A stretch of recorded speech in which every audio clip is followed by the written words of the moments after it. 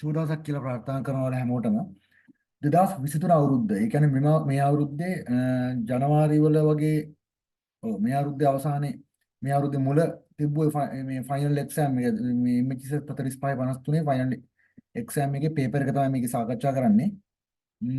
අපි බලමු පළවෙනි ගාන. මේ ඔයාලට තියෙන්නේ මේ පේපර් එකකින් නම් තියෙන්නේ මේ ප්‍රශ්න 8ක් විතරයි දෙන්නේ. ප්‍රශ්න 8න් 5ක් කරන්න තියෙන්නේ. හරිද? 3ක් ඇතෑරිය හැකි. බලමු පළවෙනි ගාන. පළවෙනි ගාන මොකක්ද කියන්නේ? Let the temperature of the gas at the point XYZ given by. හරි. TXYZ සමානයි 4යි E ඍණ x වර්ගය ධන 6යි xy ධන sorry 6යි xy ඍණ 3යි xz. ඔන්න T කියලා ස්කේලර් ෆීල්ඩ් එකක් දීලා තියෙනවා. Find the rate of change of the temperature at the point A in the direction toward the point B. මේ ගානක් මම කලින් කරානේ.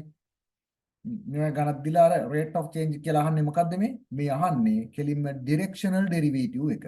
ඔයාලට මතක නම් මම 2022 පේපර් එකකට දුවා. ඊට කලින් මේ CAT videos වල CAT 1 මේ exam එක සඳහා කරපු වීඩියෝ එකක් හදුවා. හරි. බලමු කොහොමද හදන්නේ කියලා. rate of change එක කියන්නේ මොකද්ද මෙතන? directional derivative එක. මොකද්ද directional derivative කියන්නේ? directional derivative කියන්නේ gradient එක වාරයක් normal unit vector. gradient එක තමයි මේ delta f කියලා කියන්නේ. හරිද? හරි. අපිට දීලා තියෙන ප්‍රකාශනය මොකද්ද? t සමානයි 400i e ඍණ x වර්ගය දන 6i xy ඍණ 3i xz කියලා දීලා තියෙනවා. හරි. මේකේ මුලින්ම අපි එහෙනම් මොකද්ද හොයාගන්න ඕනේ? delta t. මේක f වෙනුවට එන්නේ මෙතන delta t. හරිද? delta t කොහොමද ගන්න? delta t සමානයි delta t බෙදීම delta x sorry ඩාබා t ඩාබා t නෙමෙයි delta t ගන්නෙ මෙතන ඉන්නේ ඩාබා t බෙදීම ඩාබා x වරක් i ධන ඩාබා t බෙදීම ඩාබා y වරක් j ධන ඩාබා t බෙදීම ඩාබා z වරක් k. හරි. දැන් මේ t ප්‍රකාශනයේ තියෙනවානේ දැන් ඩාබා t බෙදීම ඩාබා x කියන්නේ මොකද්ද? මේක x විශේෂයෙන් අවකලනය කරන්න. එතකොට එනවා 400i e ඍණ x වර්ගය ධන 6i xi ඍණ 3i xz වැඩි කිරීම ඍණයි 2i ඍණ 2i x ධන 6i y ඍණ 3i z වරක් i ධන ඩාබා t බෙදීම ඩාබා y කියන්නේ ඩාබා t බෙදීම ඩාබා y කියන්නේ මේක y විශේෂයෙන් අවකලනය කරන්න.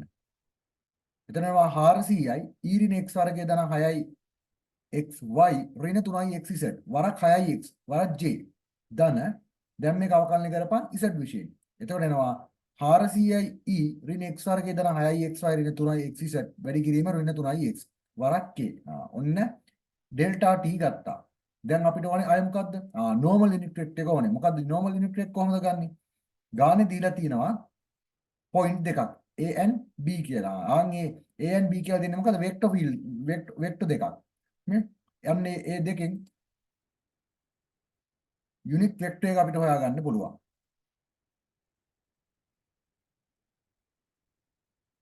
ඊට කලින් දැන් මේ ගානම කියවන්නකෝ. මේක කියන්නේ the find the rate of change of the point of the temperature at the point A011 in the direction toward the point B11 B122. කෙලින්ම අහන්නේ මෙන්න මේ A point එකේදී rate of change එක තමයි direction එක තමයි A point එකේ මේ rate of change එක සහ ඒක direction එක දෙනවා A නම් B ට. එහෙනම් delta t අපි ගන්න ඕනේ delta t ආවේ 400i e ඍණ x වර්ගය දන 6i xi ඍණ 3i xz වරක් මේක සුළු කරපුවාම එනවා ඍණ 2i x දන 6i y ඍණ 3i z වරක් i දන 6i x j ඍණ 3i x k කියලානේ. එහෙනම් මේක a point එකේදී ගන්න ඕනේ delta t බිඳුව එක point එකේදී එනාගේ බලමු. x y z වලට බිඳුව එක ආදේශ කරපන්. එතකොට එනවා 400i e වල බිඳුව දන බිඳුව දන බිඳුව වරක් ඍණ 2 වරක් බිඳුව දන 6 වරක් 1 ඍණ 3 වරක් 1යි i දන බිඳුව දන බිඳුව.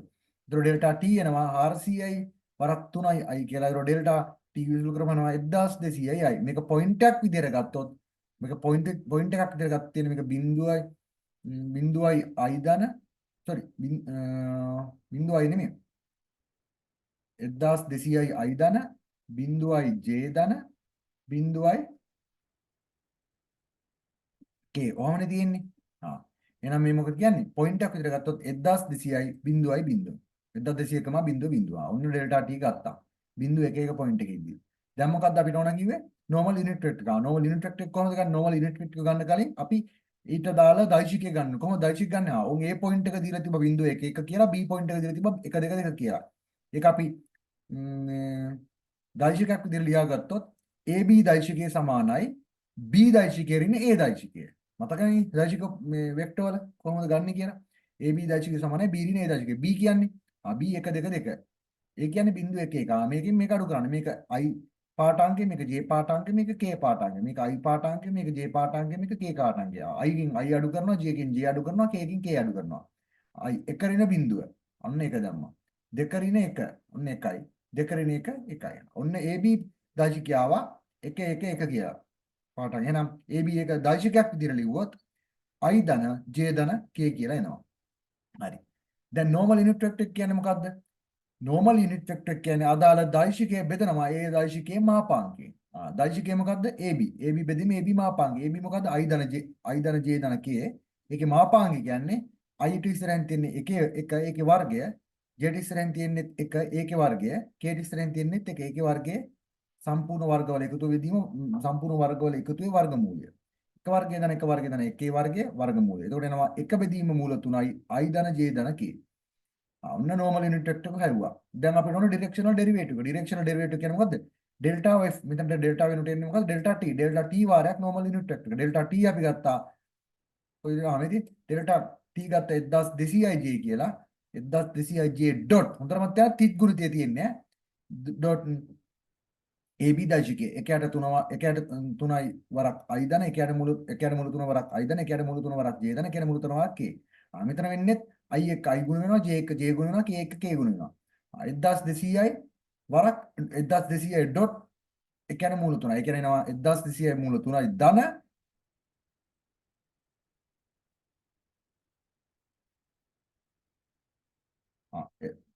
Jත් එක්ක J ගුණ වෙනවා. ඊට පස්සේ ඉන්නේ sorry I එක්ක I ගුණ වෙනවා. Jත් එක්ක J නෑ මෙතන. J බිඳුවනේ. එහෙනම් බිඳුව වරක් 1/3 බිඳුවයි. K බලන්න K නෑ. K ඉස්සරහින් තියෙන බිඳුව කියමුකෝ. බිඳුව වරක් 1/3 බිඳුව යනවා. උත්තර එනවා 1200 බෙදීම මුල 3. මේක තමයි directional derivative. නැත්තම් මේකට අපි කියනවා rate of change එක කියලා. rate of change එක. හරිනේ? හරි. යමන් ඒකේ හරි පළවෙනි කොටස හරි. දැන් බලමු දෙවෙනි කොටස. In which direction does the temperature change faster at A? මොන direction එකද මේකේ temperature change එක faster වෙන්නේ කියලා අහනවා. මොන direction එකකින්ද කියලා අහනවා. ඒ කියන්නේ මොකද්ද? මේ අහන්නේ direction mean the vector. direction එක කියන්නේ මොකද්ද? මේක අහන්නේ මේ vector එක මොකද්ද කියලා. හරිද? ඒ කියන්නේ මොකද්ද? අපි ගත්තේ අපිට ආවේ මොකද්ද? මේ අපි කියන්නේ අපි අලුතෙන් ගත්තන delta t කියලා කියන්නේ delta t කියලා කියන්නේ gradient එක ගත්තානේ. මේ කියන්නේ කෙලින්ම මේ gradient එක. හරි gradient එකේ direction එක අහන්නේ මේ in which the direction does the temperature change faster at A? temperature එක faster change වෙන්නේ මොකද්ද? ඒ changing එකනේ අපි ගත්ත delta t කියලා change එකක්. කියන්නේ delta t කියලා ඒකේ direction එක අහන්නේ.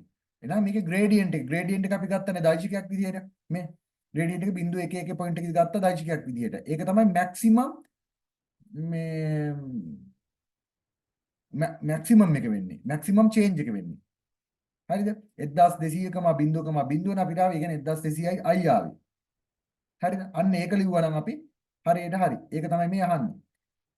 ඩිරෙක්ෂන් එක කියලා අහන්නේ ඒක. ඒ කියන්නේ මේ මේක දෛශික විදිහට ලියන්න ඕනේ. delta t 1200j. හරි ඊට පස්සේ මොකක්ද අහන්නේ? what is the maximum rate of change of the temperature at A? අයි බං ඒ කියලා අහන්නේ මේ. අපි A point එක දාලානේ ගත්තේ delta t. maximum rate of change ගන්න. maximum rate of change කියලා අදහස් වෙන්නේ maximum rate of change කියලා දෙන මේ delta t කියන දෛශිකයේ මාපාංකය. ඒ කියන්නේ විශාලත්වය එකේ. ඒක ඩිරෙක්ෂන් එක අපි වෙක්ටර් එකෙන් දැක්කුවා. විශාලත්වය maximum අගය අහනවා නම් ඒක ගන්න වෙන්නේ විශාලත්වය. ඒ කියන්නේ මේක අපි delta t 0.11 දී අපි ගත්තා වගේ දෛශිකයේ u කියලා ගත්තොත් ඒකේ u ගේ මාපාංකය u maximum. එනවා u මාපාංක කියන්නේ 1200j කියන මේ වෙක්ටර් ගේ මාපාංක කියන්නේ 1200 වර්ගය වර්ගමූලයෙන් උත්තර එනවා 1200යි. මෙන්න maximum rate of change එක. හරිනේ? දෙක හරි තුන හරි. B බලපන්. B මොකද කියන්නේ a closed box එකක් තියෙනවලු as a capacity of the 8 cubic feet. cubic feet එක 8ක් වෙන box එකක් තියෙනවලු. determine the dimensions of the box such that least material is required for the construction of the box. box එකක් තියෙනවා ඒකේ capacity එක, ඒ කියන්නේ volume එක දීලා තියෙනවා 8යි කියලා. හිතන්නකෝ box එක volume එක 8යි නම් අපිට මේක සමීකරණ ගොඩනගා ගත්ත හැකි නේද? දිග x නම්, පළල y නම්, උස z නම් xyz දිග වැඩි කියන පළල කියන උස කියන කියන්නේ මේ වොලියුම් එකේ ඉන්න කැපැසිටි කියන්නේ නම් xyz සමානයි 8යිනේ. පිළිගන්නවනේ ඒක. හරි. සමීකරණයක් ගොඩනගා ගන්නවා අපි v සමාන xyz කියලා. නම් 8 සමානයි xyz වෙනවා. දැන් මොකද්ද මේ අහන්නේ? මේකෙන් අහන්නේ ඩිමෙන්ෂන්. ඒ කියන්නේ මේ x සහ y සහ z අහන්නේ. ඔයාලට මතක නම් අපි xyz කියලා මේ හොයන්නේ මොකද්ද? ඒ කියන්නේ xyz කියලා xyz වල අගයන්නේ හොයන්න යන්නේ. ඔයාලට මතක නම් මොන මෙතෙඩ් එකකින්ද අපි නොදන්නා පදයක් හෙව්වේ? ඔයාලට මතක නම් ලැග්‍රාන්ජ් මල්ටිපිලස් එක මතකද? දැන් මම ඉස්සෙල්ලා ගණන් වල පේපර්ස් වල හැදුවා ලැග්‍රාන්ජ් මල්ටිපිලස් එකෙන් අපි ලැම්ඩා අගයන් හොයාගෙන එමගින් xyz අගයන් හෙව්වා මතකද? තව පොයින්ට් එකක් තිබ්බනම් ලාස්ට් පොයින්ට් එක නියරස් පොයින්ට් එකක් තෙව්වා. xyz කියන xi value හෙව්වනේ අපි. එහෙනම් ඒ මෙතඩ් එක තමයි මෙතෙන්ට යොදාගන්නේ. using the Lagrange multiplus. හරිද? using the Lagrange multiplus. අපි ගොඩනගාගත්තු ඉක්වේෂන් එක තියෙනවානේ. ඔයාලට මතකද Lagrange multiplus මෙන්න තියෙන Lagrange multiplus delta f සමානයි lambda වාරයක් delta g. අපි ගොඩනගාගත්තු එක ගානේ කියලා තියෙන විස්තර වලින්, ඒ කියන්නේ ගානේ දීලා තියෙන ඉක්වේෂන් එක. ඒක අපි ගානේ ඉක්වේෂන් එකක් උතුම් දීලා තියෙන විස්තරකින් කියලා. අන්නේ ඉක්වේෂන් එක අපි ගන්නවා. ඒ කියන්නේ මොකද්ද? 8 සමාන xyz කියන එක අපි ගන්නවා. ඒකට මේ පැත්තට අරන් ඉතල xyz 8 කියලා එනවනේ. ඒ ඉක්වේෂන් එක ගන්න අපි gx කියලා. g කියලා මේ gxyz කියලා ගන්නවා ඒ ඉක්වේෂන් එක. දැන් අපිට ඕනේ f කියන fxyz ඉක්වේෂන් එක. දැන් fxyz ඉක්වේෂන් එක දන්නේ නැහැ. ගානේ දීලා. හැබැයි මතකද කේ වොලියුම් එකට කෙලින්ම බලපානවා මොකද්ද? වර්ගඵලය. බොක්ස් එකේ සර්ෆේස් වර්ගඵලය. අයි සර්ෆේස් වර්ගඵලය වරක් උසනේ ඉන්නේ. මේ xy වාරයක් උසනේ ඉන්නේ පරිමාව කියන්නේ. එහෙනම් අපි තව සමීකරණයක් ගොඩනගා ගන්නවා. az සමාන s සමානයි දෙවාරයක්. අයි නේ බොක්ස් එක මේ තියෙන බොක්ස් එක. මෙන්න බොක්ස් එක. පේන්නේ නැද්ද? මේ තියෙන බොක්ස් එක. මේ බොක්ස් එකේ මේක y නම්, මේක උස y නම්, මේක x නම්, මේ දිග z නම්. හරිද? මෙන්න එක පැත්ත, එක මූණතක්. මේ මූණතම සමානයි නේද මේ පැත්තේ? ඒ කියන්නේ මේ වගේ දෙකක් නේ තියෙන්නේ. එහෙනම් ඒ දුර එන්නේ මොකද්ද? x අරක් y. ඒක වර්ගඵලය කියන්නේ x අරක් y. x අරක් y. ඒ වගේ දෙකක්. උන් දෙකින් ගුණ කරලා තියෙනවා. ධන මේ පැත්තේ මූණත. x අරක් z. ඒ වගේ දෙකක් තියෙනවා. අන්න දෙකින් ගුණ කරලා තියෙනවා. ධන. ඊට පස්සේ යට මූණත නේ. මේ මූණත නේ. මොකද්ද? y වරක් y වරක් z. මේ මූණත x වරක් y වරක් ඔහොමම වෙලා කොහොම හරි මූණත් හතරේ සර්ෆේස් ඒරියා එක හොයලා ඒක දෙකකින් ගුණ කරමු. මොකද හැම මූණතක්ම දෙක දෙකනේ තියෙන්නේ දෙපැත්තට. හරිද? ඒ සමානයි දෙවාරයක් xy ධන xz ධන yz කියලා ගත්තා. හරි.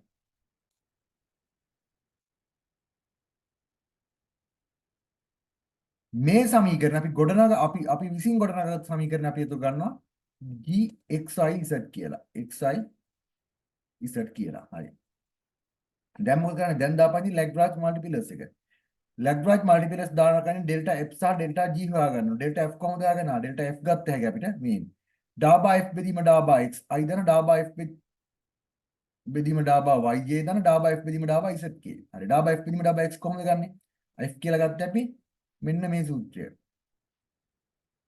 මේක x විශේෂයෙන් අවකලන කරපන්. මේ ගන්න එක f කියලා ගන්න fxi කියලා නෑ. ඒක අවකලන කරපන් x විශේෂය. එතකොට එනවා 2y ධන 2z වරක් i කියලා. මේක y විශේෂයෙන් අවකලන කරපන් එනවා 2x ධන 2z වරක් j කියලා. z විශේෂයෙන් අවකලන කරපන් එනවා 2x ධන 2y වරක් k කියලා. එහෙනම් උත්තරේ මේක අපි පාඨාංකය මතක ඇති Lagrange multiplus එක අපි පාඨාංක විදිහට දාගන්නේ. පාඨාංකයක් විදිහට දැම්මොත් දාන්නේ 2y ධන 2z, 2x ධන 2z, 2x ධන 2y. හරි.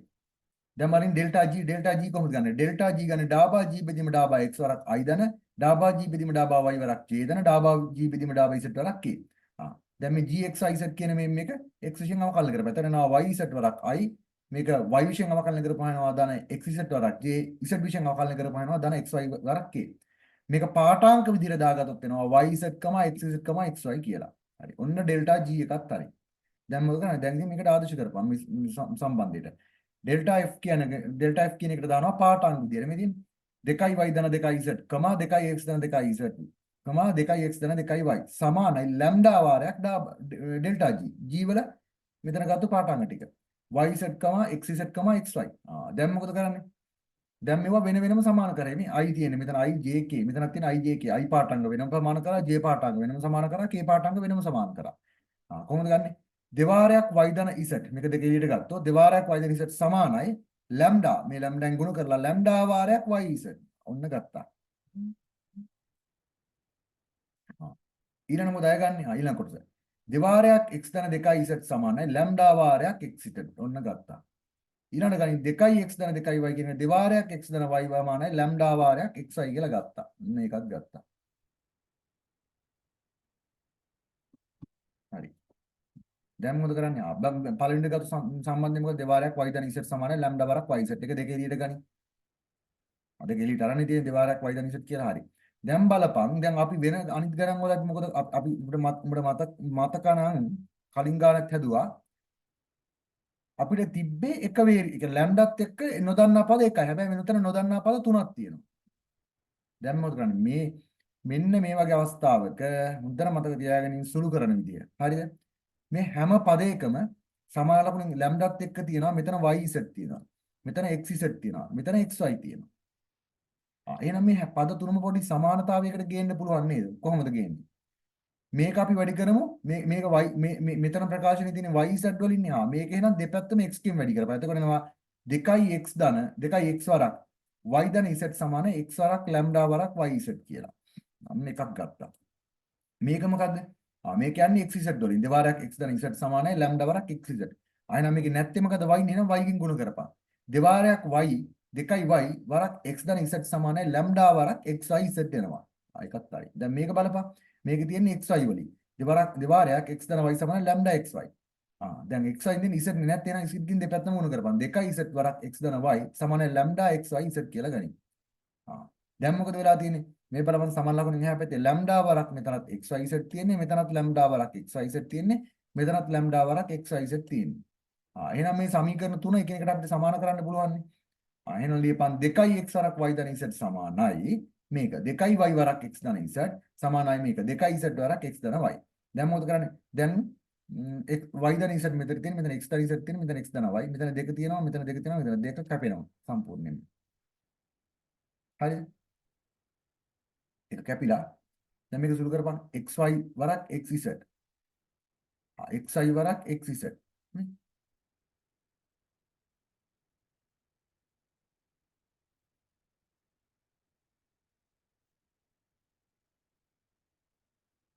බලපන් සුළු කරලා xy සමානයි xz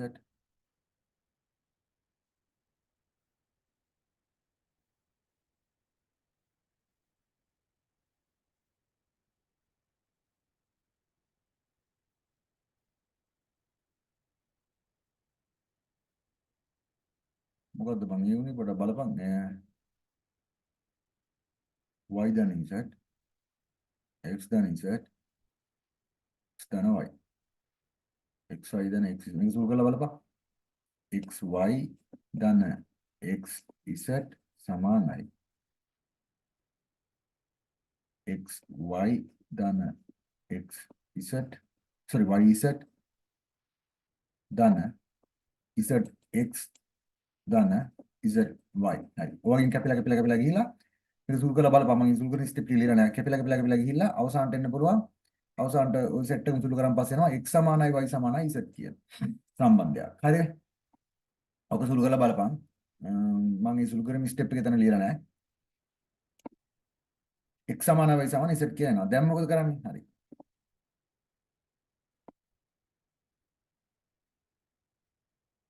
අපි දන්නවා අපි ගත්ත ප්‍රධාන සමීකරණය මොකද්ද? 8 සමානයි xy z. මෙතන ලැම්ඩාත් සුළු වෙනවා ඈ. ලැම්ඩා මම මෙතන දාලා නැහැ. නෑ ලැම්ඩා දාන්න නැහැ නේ. මේ පැත්තට සමාන මේ පැත්තේ කට්ටිය තුනේම සමාන වෙනනේ. හරි මේ පැත්තේ සමාන කරන්නේ. හරි. හරි. දැන් ගනින් v සමානයි අපි ගත්ත සමීකරණ xyz නේ. හරි. ඒක තමයි 8 සමානයි xyz. දැන් xyz දන්නවනේ. 8 සමානයි x y කියන්නේ x z කියන්නේ x. එහෙනම් 8 සමාන x ගණය. එහෙනම් x වලට උත්තරයක් එනවා. මේකේ ඝන මූලය ගත්තම x සමානයි 2යි. x සමානයි 2යි නම් xy z සමානයි 2යි. x x උත් 2යි y 2යි z උත් 2යි. ඔන්න ඩිමෙන්ෂන් සෙට් එක ගත්තා. මීටර 2 2 2 කියලා එනවා. හරි. ඔන්න ඔච්චරයි ගාන. දැක්ක නේද? ලැග්‍රාන්ජ් මල්ටිපලස් එකෙන් නොදන්නා පද මොකක් හරි හොයන්න තිබ්බොත් උදාගන්න ඔන්න ඔය මෙතඩ් එක. බීත් ඉවරයි. පළවෙනි ගාන සම්පූර්ණයෙන් ඉවරයි. යමන් දෙවෙනි ගානට. දෙවෙනි ගානේ මොකක්ද කියන්නේ? let f z සමානයි 2 ධන i වරක් imaginary z for show that the f is not differentiable. මේක differentiable නොවන බව පෙන්වන්න කියන්නේ. ඒ කියන්නේ මොකද්ද? differential නොවන බව පෙන්වන්න කියන්නේ මතකද කට කඩනකම් දැන් ගණන් කීයක කිව්වද? differentiable anywhere differentiable බව චෙක් කරන්න යොදාගන්නේ අපි Cauchy Riemann equation එක. නේ? ඇනලිටික් ෆන්ක්ෂන් ගාන. මේ බලන්න මම කියවනේ දර වෙලාවෙ මේක සම්පූර්ණ තනි ගානක් මේ ඇවිල්ලා තියෙන 2023 මේ. හරි. මේ දීලා තියෙන f z සමානයි 2 ධන i වරක් ඉමේජිනරි z කියලා. ඊට කලින් බලපන් මේ Cauchy Riemann equation එකේ කන්ඩිෂන් ටික මොනවාද? ඩාබා u බෙදීම ඩාබා y සමාන ඍණ වාරයක් ඩාබා v බෙදීම ඩාබා x සහ ඩාබා u බෙදීම ඩාබා x සමානයි ඩාබා v බෙදීම ඩාබා y. මේ කන්ඩිෂන් ටික මේ කන්ඩිෂන් වලට වළංගු වුණා නම් මේක ඩිෆරෙන්ෂියබල් වෙනවා හෝ වෙන්නේ නැහැ කියලා කිව්වා. මේක වළංගු වෙනවා නම් වෙනවා ඩිෆරෙන්ෂියබල් වෙනවා වෙන්නේ නැත්නම් not ඩිෆරෙන්ෂියබල්. අපිට f z දීලා තියෙනවා 2 ධන i වරක් ඉමේජිනරි z. අත්‍තරම z කියන්නේ මොකද්ද? z කියන්නේ xy වලින් ගත්තොත් x ධන iy. හරිද? මේකට අනුව x ධන iy නේ. මේකට අනුව ඉමේජිනරි z කියන්නේ මොකද්ද? ඉමේජිනරි z කියන්නේ y මේ කියන්නේ y කොටස. තේරුණා නේද? ඉමේජිනරි z කියන්නේ ඇත්තටම ගත්තොත්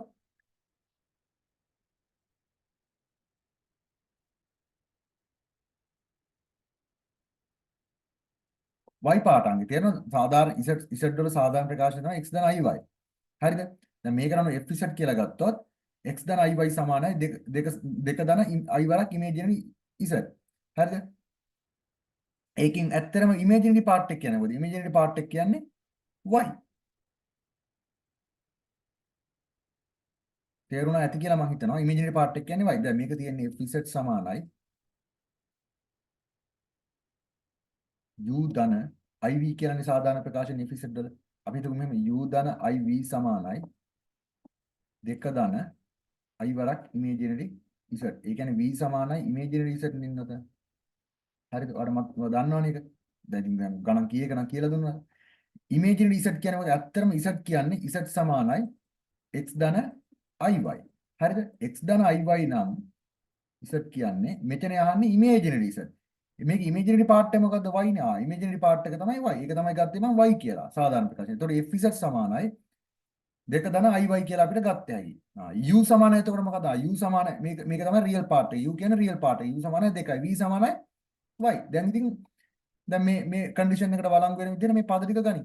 ඩාබා u බෙදීම ඩාබා y ඕනේ. මොකද කරන්නේ මුලින්ම? u වලින් සහ ඩාබා u බෙදීම ඩාබා x උත් ඕනේ. ඩාබා v බෙදීම ඩාබා x උත් ඕනේ. ඩාබා v බෙදීම ඩාබා y උත් ඕනේ. දැන් මොකද කරන්නේ? u අවකලනය කරපන් x කියන්නේ ඩාබා u බෙදීම ඩාබා x කියන්නේ කීයද? බිඳුවයි. ඩාබා v බෙදීම ඩාබා x මේක ඩාබා v බෙදීම ඩාබා x කියන්නේ බිඳුවයි. ඒතකොට අපිට ඕනේ තව ඩාබා u බෙදීම ඩාබා y කියලා. ඩාබා u බෙදීම ඩාබා y ඒකත් බිඳුවයි.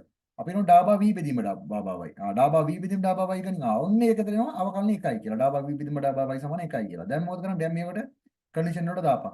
ඩාබා u බෙදීම ඩාබා x සමාන ඍණ ඩාබා v බෙදීම ඩාබා x. එහෙම වෙලා තියෙනවද? කොයි ඩාබා u බෙදීම ඩාබා බිඳුවයි. ඍණ වාරයක් ඩාබා v බෙදීම ඩාබා x මේත් බිඳුවයි. මේක වෙලා තියෙනවද? නැහැ. මේකේ ඍණාගේ මෙතෙන්ට එන්න ඕනේ. වෙලා නැහැ. එහෙනම් ඔන්න ඒක අසමාන. ඒ කන්ඩිෂන් එක වළංගු නැහැ. and ඉතින් බලපන් ඩාබා u බෙදීම ඩාබා x කීයද? බිඳුවයි. ඩාබා v බෙදීම ඩාබා y එකයි. ඒ දෙක සමාන වෙලක් නැහැ. මෙන්න ඒකත් අසමානයි. එහෙනම් අපිට කියන්න පුළුවන් මේක මේ කන්ඩිෂන් එකට වළංගු වෙලා නැහැ මේ ගාන. ඒ නිසා f z is not differentiable කියලා. දැක්කනේ? ඒ කොටස හරියි. දැන් යම b කොටස මොකක්ද කියන්නේ? let ux, y the x ඝණය ඍණ 3xy වර්ගය for xy the prove that the u is the harmonic function. මේක harmonic function එකක් බව පෙන්වන්නලු. දැන් ඉතින් මම කට ගන්නකම් මේ වගේ ගණන් කීයක් හැදුවද? ඈ බලපන් harmonic function එකක් වෙන නම් තියෙන්න ඕන අවශ්‍යතාවය මොකද්ද? ඩාබා වර්ග u බෙදීම ඩාබා x වර්ගය දන ඩාබා වර්ග u බෙදීම ඩාබා y වර්ගය සමානයි බිඳුවයි. මේ කන්ඩිෂන් එකට වළංගු වෙනවා නම් මේක harmonic function එකක්. එහෙනම් මොකද්ද අපි u දන්නවා v දන්නවා. v වැඩක් නැහැ නේ මෙතනට අපිට ඕනේ u විතරයි. ගාන u v දන්නේ නැහැ නේ. v දන්නවා. නෑනේ u විතරයි දීලා තියෙන්නේ. v දන්නේ නැහැ බං v තමයි v ළඟට හොයන්න තියෙනවා. u දීලා තියෙන නෙමෙයි. මෙන්න u එක දීලා තියෙනවා. අපිට ඕනේ u. u ප්‍රකාශන ලියාගන්න uxy සමානයි x ගානේ ඍණ 3xy වර්ගය. දැන් අපි ඩා බා u බෙදීම ඩා බා වර්ග u බෙදීම ඩා බා x නේ ඕනේ. x වර්ගනේ ඕනේ. මේක x විසින් අවකලන කරපන්. එතකොට වෙනවා ඩා බා u බෙදීම ඩා බා x සමානයි 3x වර්ග ඍණ 3y වර්ගය. මේක නැවත වරක් x විසින් අවකලන කරපන්. එතකොට වෙනවා ඩා බා වර්ග u බෙදීම ඩා බා x වර්ගය සමානයි 6y. හරි මේක දැන් මොකද කරන්නේ මේ තියෙන්නේ මේක y විශ්යෙන් අවකලන කරපන් ඩා බා u බෙදීම ඩා බා y සමානයි ඍණ 6i xy මේක නැවත වරක් y විශ්යෙන් අවකලන කරපන් එතකොට වෙනවා ඩා බා වර්ග u බෙදීම ඩා බා y වර්ග සමානයි ඍණ 6i x කියලා එනවා හරි දැන් මේ පළ දෙක හරි දැන් ඉතින් එකතු කරලා බලපන් බිඳුව වෙනවාද කියලා ඩා බා වර්ග u බෙදීම ඩා බා x වර්ග දන ඩා බා වර්ග u බෙදීම ඩා බා y වර්ග සමානයි 6i x ඍණ 6i x මේ 6i x මේ 6i x කැපෙනවා බිඳුවයි එතකොට අපිට කියන්න පුළුවන් this is the harmonic function. ඔන්න මේක harmonic function එක බව ඔප්පු කරා. හරි. මේකත් හරි. දෙවෙනි කොටස බලපන්. Find the analytic function f such as the real f. real f සමානයි u කියලා දීලා තියෙනවා. ඒක ඉතින් දෙන්න ඕනේ නැහැ. අපි දන්නවනේ කොහොමද? f බිඳුව සමානයි බිඳුව කියලා දීලා තියෙනවා. හරි. මේක අහන්නේ analytic function එක හොයන්න කියලා. ඒ කියන්නේ මොකද? u දන්නවා v හොයපන්. analytic function එකක් කියන්නේ මොකක්ද? analytic function එක කියන්නේ මේක f z දාන්නේ. f z ගේ සාධාරණ මොකද? u දන iv. ඔන්න ඔය ආකාරයට ලියන්නේ ඇනලිටික් ෆන්ක්ෂන් එක. u අපි දන්නවා. දැන් v තමයි හොයන්න වෙන්නේ. අපි දන්නවා මේක කචරෙමින් ඉක්වේෂන් එකට වළංගුයි. හරිනේ? මතකනේ? මේ වගේ ඇනලිටික් ෆන්ක්ෂන් වලදී කචරෙමින් ඉක්වේෂන් එකට මේ ටික වළංගු වෙන්නේ මොකද? කචරෙමින් ඉක්වේෂන් උනේ ඩා බා u බෙදීම ඩා බා x සමාන ඩා බා v බෙදීම ඩා බා y සහ ඩා බා u බෙදීම ඩා බා y සමාන ඍණ ඩා බා v බෙදීම ඩා බා x. හරි. දැන් අපි දන්නේ මොනවද? දන්නේ u. u මොකද්ද? u දීලා තියෙනවා. කොයි බා u? මෙතන ux සමාන x ඝනය ඍණ 3xy වර්ග. මේක x විසින් අවකලනය කරපන්. ඩා බා u බෙදීම ඩා බා x නේ. අපි 3x වර්ග ඍණ 3y වර්ග. ඔන්න ලියුවා ඩා බා u බෙදීම ඩා බා x සමාන 3x ඍණ 3y වර්ග. නේද? හැබැයි අපි දන්නවා කොචරිමින් ඉක්වේෂන් එකට අනුව ඩා බා u බෙදීම ඩා බා x කියන්නේ මොකද්ද? ඩා බා v බෙදීම ඩා බා y. එහෙනම් අපිට ලියන්න පුළුවන් ඩා බා v බෙදීම ඩා බා y සමානයි 3x වර්ග ඍණ 3y වර්ග කියලා. දැන් මොකද කරන්නේ මේක? මේක අපි y විෂයෙන් අනුකලනය කරනවා. මේක අවකලනය වෙලා තියෙන්නේ. y විෂයෙන්. එහෙනම් දැන් මේක අනුකලනය කරලා. එතන එනවා v සමානයි 3x වර්ග y ඍණ 3y ඝනය බෙදීම 3y ධන y විෂයෙන් අනුකලනය කළේ දාපම මෙතන kx කියලා ප්‍රකාශ කරනවා. හරි kx. දැන් මොකද කරන්නේ? දැන් මේක දැන් අවකලනය කරේ මොන විෂයෙන්ද? අනුකලනය කරේ y විෂයෙන්. එහෙනම් මේක x විෂයෙන් තමයි තවත් අවකලනය කරපන්. ඩා බා v බෙදීම ඩා බා x සමානයි 6xy ධන k dash x කියලා එනවා. දැන් මොකද කරන්නේ? හැබැයි අපි දන්නවා ඩා බා v බෙදීම ඩා බා x සමානයි මොකද්ද? මේ ඩා බා u බෙදීම ඩා බා y සමාන ඍණ වාරයක් ඩා බා v බෙදීම ඩා බා x. අපි දන්නවා හැබැයි අපි දන්නවා ඩා බා u බෙදීම ඩා බා y. කොයි ඩා බා u බෙදීම ඩා බා y? ඍණ 6i xy යන්නේ. ඍණ 6i x y ඩා බා u බෙදීම ඩා බා y මේ. මේ දන්න. ඩා බා v බෙදීම ඩා බා x වෙනකොට දැන් මේක අපිට මෙතන තියෙන ඍණ වාරයක් ඩා බා v බෙදීම ඩා මේ ඍණ මේ පැත්තට ගිච්චාම ඩා බා v බෙදීම ඩා බා x වලට දැම්මම ඍණ වාරයක් ඩා බා u බෙදීම ඩා බා y කියලා. ඍණ වාරයක් ඩා බා u බෙදීම ඩා බා y සමාන 6xy ධන k dash x. ඩා බා u බෙදීම ඩා බා y වෙනුවට දාන්න පුළුවන් අපි මෙතනින් ගත්තා වගේ. කීයද ඍණ 6xy. u y ගින් අවකලනය කරලා ගත්තා වගේ මේ තියෙන්නේ. කොයි මේ මෙන්න මේ තියෙන්නේ. ඍණ 6xy. ඒක තමයි තියෙන්නේ. ඍණ වාරයක් ඍණ 6xy ධන සමානයි 6xy ධන k dash x. ඍණ ඍණ ගුණ වුණා 6xy සමානයි 6xy ධන k dash x. 6xy කැපිලා ගියා k dash x සමානයි බිඳුව කියලා ආවා. මේක x විෂයෙන් අවකලනය වෙලා තියෙන මේක x විෂයෙන් අනුකලනය කරපුවා. එතකොට k dash x එකකින් අනුකලනය කරනවා kx සමානයි c. c කියන්නේ මේක නියතයක්. නියතයි මේක අවකලනය kx සමානයි c කියන එක x විෂයෙන් අවකලනය කරොත් නේ බං k dash x එන්නේ. c අවකලනය වුණා බිඳුවයි. නියතයක්නේ. හරි. kx c නම් කොයි kx c නම් ඵලයන් v ප්‍රකාශ වෙන්නේ. මේ තියෙන v. එහෙනම් කියන්නේ මෙතන c දාන්න පුළුවන්. v සමානයි 3x වර්ග y ඍණ y ඝනය සමානයි c. හරි.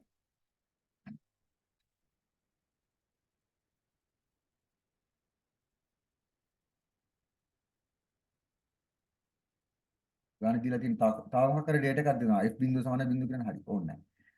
දැන් මෙතනදී fz කියන්නේ මොකද්ද? අපිට ඕනේ fz නේ. fz කියන්නේ u ධන iv නේ. හරි. u දන්නවා. fz සමාන u වෙනුවට දානවා x ඝන ඍණ 3xy වර්ග කියලා ගානේ දීලා තියෙනවා. ධන i වාරයක් v. v අපි මෙහෙන් හොයාගත්ත එක. දාපන්. 3x වර්ගය y ඍණ y ඝනය ධන c. හැබැයි මේ c මගුලක් තියෙනවා. c දන්නේ නැහැ නේ අපි. c කියන්නේ කන්ස්ටන්ට් එකක් කියන එකත් ඒකේ වැලියු එක දන්නේ නැහැ නේ. එහෙනම් ලියාගනින් මෙහෙමයි fz සමාන x ඝනය ඍණ 3xy වර්ග ධන i වරක් 3x වර්ග y ඍණ y ඝනය ධන c කියලා දීලා තියෙනවානේ. දාපම් බිඳුව z බිඳුව දාපම්. z තියෙන තැන් වලට බිඳුව දාපම්. f බිඳුව සමාන බිඳුව කියලා දීලා තියෙනවා. z තියෙන තැන් වලට බිඳුව දාපම්. මෙතන z නැහැ. එහෙනම් මේක අයින් වෙනවා. මෙතන z උත් නැහැ. එහෙනම් f බිඳුව සමානයි බිඳුවයි. ඒ කියන්නේ මෙහෙමයි. f බිඳුව සමානයි මේ කැල්සියම් බිඳුවක් වෙනවා c විතරක් ඉතුරු වෙනවා. ඒ c කියන්නේ නියතයක්නේ. c ට ආදේශයක් කරන්න බෑනේ බා. එතකොට f බිඳුව ගැන ඇත්තටම කීයද බිඳුවයි. එහෙනම් c සමානයි ඕම් බිඳුවයි කියලා එනවා. මෙන්න ආවා. c සමාන බිඳුව නම් එහෙනම් අවසානට අපිට ගන්න පුළුවන් fz කියන එක මොකක්ද? fz සමානයි x ඝනය ඍණ 3xy වර්ග ධන i වාරයක් 3x වර්ග y ඍණ y ඝනය කියලා. ඔන්න fz ගත්තා. analytic function එක. ඒකත් හරි. ඵලයන් තුන්වෙනි කොටසට use the part 2 prove the fz සමානයි z ඝනය කියලා. z ඝනය කියලා ඔප්පු කරන්න ඕන. හරි. අපි fz කියන එක ගත්තානේ. හරි. දැන් මේක තමයි z ඝනය කියලා ඔප්පු කරන්න කියලා. ඇත්තටම z කියන්නේ මොකද්ද? z කියන්නේ x ධන i y. දැන් මේ z ඝනය හොයාගන්න. දැන් z කියන්නේ මොකද්ද? ඇත්තටම x ධන i y නේ. z ඝනය කියන්නේ මොකද්ද එතකොට? z ඝනය හොයාගන්න. ඒ කියන්නේ x ධන i y වගේව ඝනය. z ඝනය සමාන x ධන i y වරක් ඝනය. දීලා තියෙන data එකේම ඵලයක්. x ධන i y ඝනය සුළු කරපන්. ඒතර අපිට ගන්න පුළුවන් එක x ධන i y ගේ වර්ගයේ වරක් x ධන i y කියලා. z ඝනය සමානයි. දැන් මේක සුළු කරපන්. x වර්ගයේ ධන i වර්ගයේ වරක් y වර්ගයේ ධන 2xy වරක් i. වාරයක් සම්පූර්ණ වරම් වහලා වරක් x ධන i y. දැන් මේ දෙක සුළු කරපන්. එතන z ඝනය සමානයි x වර්ග මේක තවදුරටත් සුළු කරපන් x වර්ග ඍණ y වර්ගයේ ධන 2xy වරක් i වරක් x ධන i y. මේක සුළු කරපන් යනවා x ඝනය ඍණ xy වර්ගයේ ධන 2x වර්ග y i ධන x වර්ග y i ඍණ i y ඝනය ධන 2xy වර්ග වරක් i වර්ග. මේක සුළු කරපුවාම එනවා z ඝනය x ඝනය ඍණ xy වර්ගයේ ඍණ 2xy වර්ගය ධන 2x වර්ග y i ධන x වර්ග y i ඍණ i වර y ඝනය. මේක සුළු කරපුවාම එනවා z ඝනය කියන එක මෙන්න මේ විදිහට x ඝනය ඍණ 3xy වර්ගයේ ධන i වාරයක් 3x වර්ග y ඍණ y ඝනය. මේ කියන්නේ මොකක්ද ඇත්තටම? මේ ආපු වගේ මොකද්ද? මේ බලපන් fz අම්මරද මේ fz ඇවිල්ලා තියෙන්නේ මේ. fz වල එහෙනම් කෙලින්ම දානවා මේක වෙනකොට fz. ඔන්න fz සමාන z ඝනය. ඔප්පු කරා. බලපන් කොච්චර සිම්පල්ද කියලා 23 ගානේ. දෙවෙනි ගානක් සම්පූර්ණ ඉවරයි. පළවෙනි ගානක් සම්පූර්ණ වෙනවා. දැන් මම තුන්වෙනි ගානට තුන්වෙනි ගාන මම හැදුවා. යකෝ තුන්වෙනි ගාන බලපන් තුන හැදුවද කියලා ඉස්සෙල්ලා. නෑ තුන හැදුවේ නෑ මම. තුන මේ පේපර් එකෙන් තුන්වෙනි ගාන ඇතැරලා තින්නේ.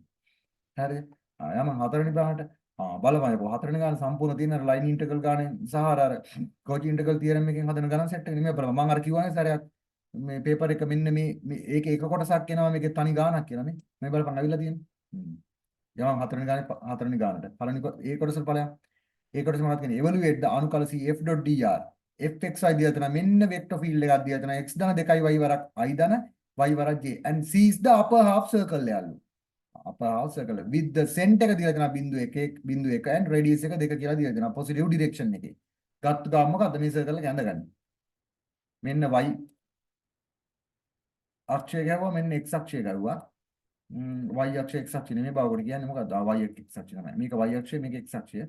ඔන්න ගැහුවා. දැන් ඉතින් මාක් කරගන්න. සෙන්ටර් එක මොකද්ද? සෙන්ටර් එක දීලා තියෙනවා බිංදුව 1 කියලා. ඕක දාගෙන මෙතන බිංදුව මෙතන එක. මෙන්න එහෙනම් මෙන්න සෙන්ටර් එක.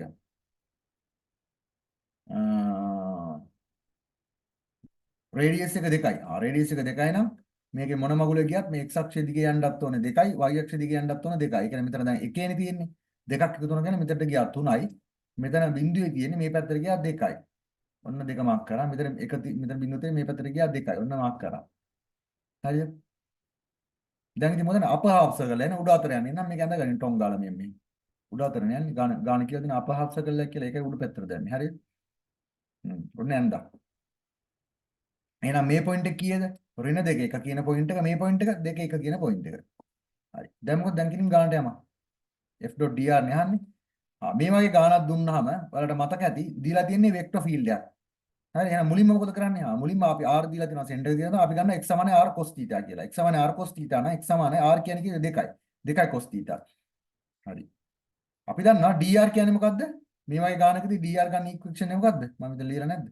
මේ තියෙන dr ගන්න ඉක්වේෂන් එක dr සමානයි dx i වරක් dx බෙදීම d වරක් i වරක් sorry dx බෙදීම d theta i ධන dy බෙදීම d theta j වරක් d theta. ඕක තමයි dr ඉක්වේෂන් වල ඉක්වේෂන් එක. මතකයිනේ? මම අර මුලින්ම 2010 ගැන හදාදී මේ සමීකරණ සෙට් එක මම පෙන්නුවා. මෙතන ඔක්කොම ලියන්න ගියේ නෑ. එතනින් බලාගෙන මේ බලාගෙන බලා වෙනම නෝට් කරගනින්න. dx බෙදීම දැන් dr ඕනනම් අපිට dx බෙදීම dt ත් ඕන dy බෙදීම dt ත් ඕන. එහෙනම් ඔය පන්දන් dx බෙදීම dt x සමාන 2 cos θ. මෙතන θ විශ්ෙන් අවකලනය කරපුවා. එතන වෙනවා dx බෙදීම dt සමාන ඍණ 2 sin θ. එතකොට dx එනවා ඍණ 2 sin θ වරක් dt කියලා. ඔන්න බඩුව ආවා dx. හරි ඊළඟ මොකද්ද? y සමානයි r sin θ. මේක y සමානයි 2 sin θ. එතන මේක θ විශ්ෙන් අවකලනය කරපුවා. එතකොට dy බෙදීම dt සමානයි 2 cos θ. dy සමානයි 2 cos θ වරක් dt කියලා එනවා. හරි. දැන් මොකද කරන්නේ? අපිට දෙන්නේ fxy සමාන x ධන 2y වරක් i ධන y වරක් j කියලා. අපිට අහන්නේ අනුකල f.dr නේ. ලියාගන්නේ dr සමාන dx බෙදීම dθ වරක් i ධන dy බෙදීම dθ වරක් j ධන dθ. දැන් අපිට dr හොයා ගන්න ඕනේ. දැන් f දන්නවා. f දීලා තියෙනවනේ බා. dr වන සමීකරණයට මේක ආදේශ කරපන්. dx බෙදීම dt වෙනුවට දානවා ඍණ 2 sin θ. අපි උත්තරේ ගත්තා. ඍණ 2 sin θ dx බෙදීම dθ වර මේ dx බෙදීම dθ ඍණ 2 sin θ වරක් i ධන dy බෙදීම dθ ට දාපන් මෙන්න 2 cos θ. කොයි බණ්ඩිය ආ මෙතන 2 cos θ වරක් j වරක් dθ dθ කෙලිම dθ හැමෝම දානවා. θ විශ්ෙන් යන්නේ. දැන් දාපන් මේ සමීකරණය. අනුකල f.dr සමාන අනුකල f වෙනුවට දානවා x ධන 2y වරක් i ධන y වරක් j වරක් වරම් වහලා .dr. දැන් dr අපි දන්නවනේ මේ dr සමානයි මේ dr වෙනුවට දාලා මේක. එතන අනුකල හැබැයි ඊට කලින් සීමාව අපි හොයාගන්න ඕනේ. කොහොමද මම සීමාව හොයාගන්නේ? මතකද දන්නේ cat 1 එකේ මම කිව්වා සීමාව මේවයි ගන්න සීමාව කොහොමද හොයාගන්නේ කියලා. පටන් මේ end point එක තියෙන්නේ. මේ ගන්නේ එක point එකක්. මේ තියෙන x value එක මේ තියෙන y value එක. එක point එක ඍණ දෙකක් ගත්තා. අපි දන්න x සමාන r cos θ එකකින් ගත්තා x සමාන 2 cos θ කියලා. එහෙනම් x ට දාපන් ඍණ 2. ඍණ 2 සමාන 2 cos θ. ධන දෙකට ඍණ 2 කැපෙන. එහෙනම් cos θ සමාන ඍණ 1යි cos θ සමාන ඍණ 1ක් වෙන්නේ θ සමානයි 5 වෙද්දි. දාපන් 1. එක කියන්නේ y නේ. y සමාන r sin θ දාපන් 1. y සමාන 2 sin θ. y සමාන කියන්නේ එනවා 1යි 1 සමාන 2 sin θ. θ සමානයි 5 බෙදීම 6 එනවා. යාමන් ඊළඟ පැත්තට ඊළඟ පොයින්ට් එකට ඊළඟ පොයින්ට් එක මොකද කියන්නේ? ඊළඟ පොයින්ට් එක කියන්නේ 2 1නේ. 2 1. හරි. 2 1 දාපන් 2 සමාන 2 cos θ x සමාන 2 කියලා දාලා. එතන cos θ සමාන 1යි θ සමානයි 0යි. හරි.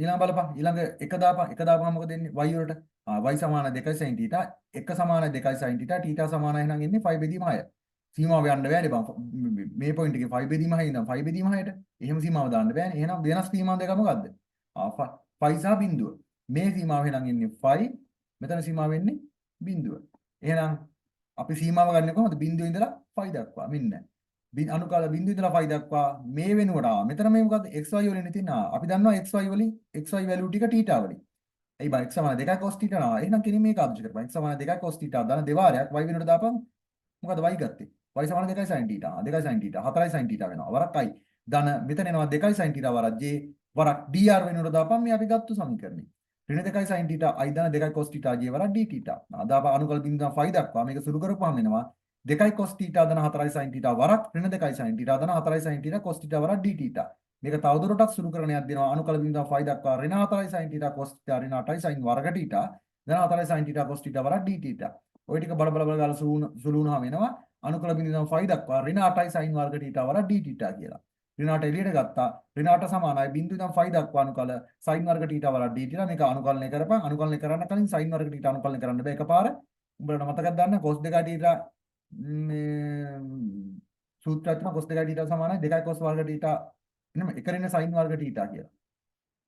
එක ඍණ sin වර්ග θ කියලා. ඒකෙන් එක ඍණ sin වර්ග θ බෙදීම එක ඍණ 2 sin වර්ග θ නේ. එක ඍණ 2 sin වර්ග θ කියලා සූත්‍රයක් තියෙනවා. ඒකෙන් sin වර්ග θ උත්තර කරගෙන sin වර්ග θ උත්තර කරනවා මේ පැත්තට 2 sin θ වර්ග θ යනවා. ඊට cos θ මේ පැත්තට යනවා. එක ඍණ cos θ බෙදීම 2 කියලා එනවා.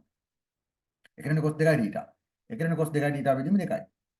දැන් දාපන් දැන් මොකද ඍණ 8 මේ දෙකට මෙතනින් කැපෙනවා එතකොට ඍණ 4 වාරයක් අනුකල බිඳුව 5 දක්වා කරන cos 2 θ වරක් dθ හරි දැන් ඉතින් අනුකලනය කරපන් ඍණ 4යි මෙතන එක වෙන θ එනවා cos 2 θ අනුකලනය කරනවා නම් sin 2 θ බෙදීම 2 සීමා බිඳුව 5 දක්වා දැන් බිඳුව දාපන් 5 ඍණ 4 වාරයක් 5 ඍණ sin 2යි 5 බෙදීම 2යි ඍණ ඊට පස්සේ දාපන් බිඳුව ඍණ sin බිඳුව බෙදීම 2යි උත්තරේ එනවා මේක සුළු වුණාම ඍණ 4 වාරයක් 5 ඍණ 4යි 5 ඔන්න උත්තරේ දැක්කනද බලපන් පාට් කොච්චර ලේසිද කියලා පළවෙනි ගාන හරි දැන් බලපන් පළවෙනි හතරවෙනි ගාන ඒ කොටස හරි දැන් බලපන් b කොටස let's see then evaluate the f අනුකල අනුකල හැබැයි මෙන්න මේ ලකුණ බලපන් මොකද්ද මේ මගුල කියන්නේ මෙන්න මේ ලකුණ z වල 2022 වරක් ds gamma ගැමාද මොකද්ද බං මේකට කියන්නේ මොන මොකද කරන්නේ මේ ලකුණ මතක තියාගනි straight line straight line නැතිද straight line from 1 0 0,1 to 1 0 බිඳුවේ එකේ ඉඳලා එක බිඳුව දක්වා ලියන්නේ straight line එක මොකද්ද මේ ලකුණ දක්ව ගාමුට පේන්නේ මේ කියන්නේ බං මේ කෙලින්ම ගන්න වෙන්නේ මොකද්ද මේ parameterization එක මේ ඔයාලට මතක නැද්ද මම හිතුවා මතක් කරලා දෙන්න මේ ඉස්සලා ගානේ හදුවා chat 2 වීඩියෝ එකේ මතක ඇති මම කියලා දුන්නා parameterizing කියලා සෙට් එකක්. කොයි බං?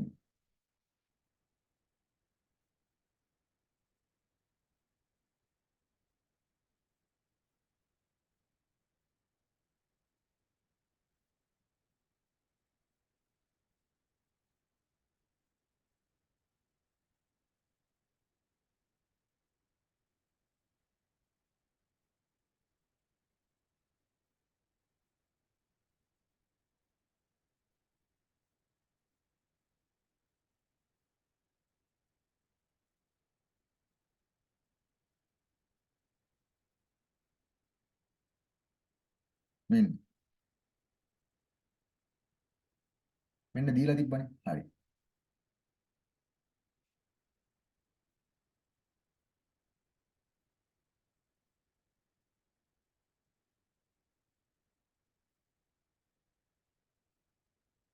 ගානේ දෙන්නේ මොකද්ද? අනුකල ගැම Z 20යි 20 විදිහම 22යි DS හොයන්න කියලා දෙන්නේ. හරිද? ආ. දැන් බලලා හිතනවාද මෙන්න මේ දැන් මේක දීලා තියෙන කියලා හිතනවාද parameterization එක. දැන් වැලු දැල්මට හිතනවා. හැබැයි උඹලා මතක තියාගන්න තවත් theorem එකක් තියෙනවා independence of path theorem එක කියලා. මේ if f z is continuous on the contour මේක කියන්නේ contour contour gamma from the z1 to z2 and has the any derivative අපිට මේකත් ගන්න පුළුවන් මේ theorem එකකින් හදන්නත් පුළුවන් parameterization එකනේ.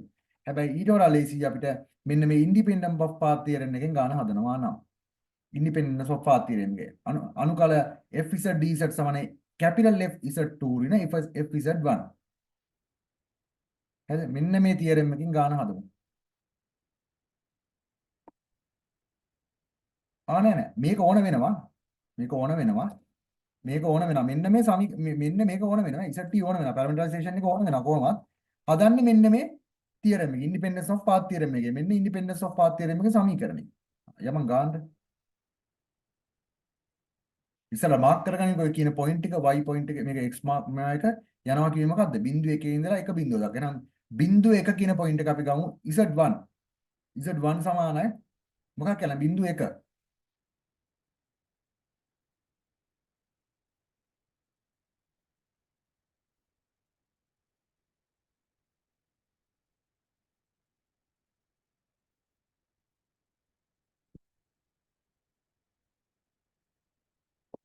Z1 එකක් කියලා ගනින් Z2 මෙතනද I කියලා ගනින්. මොකද බයි වෙලා තියෙන්නේ මෙතන XY පාඨාංගනේ තියෙන්නේ.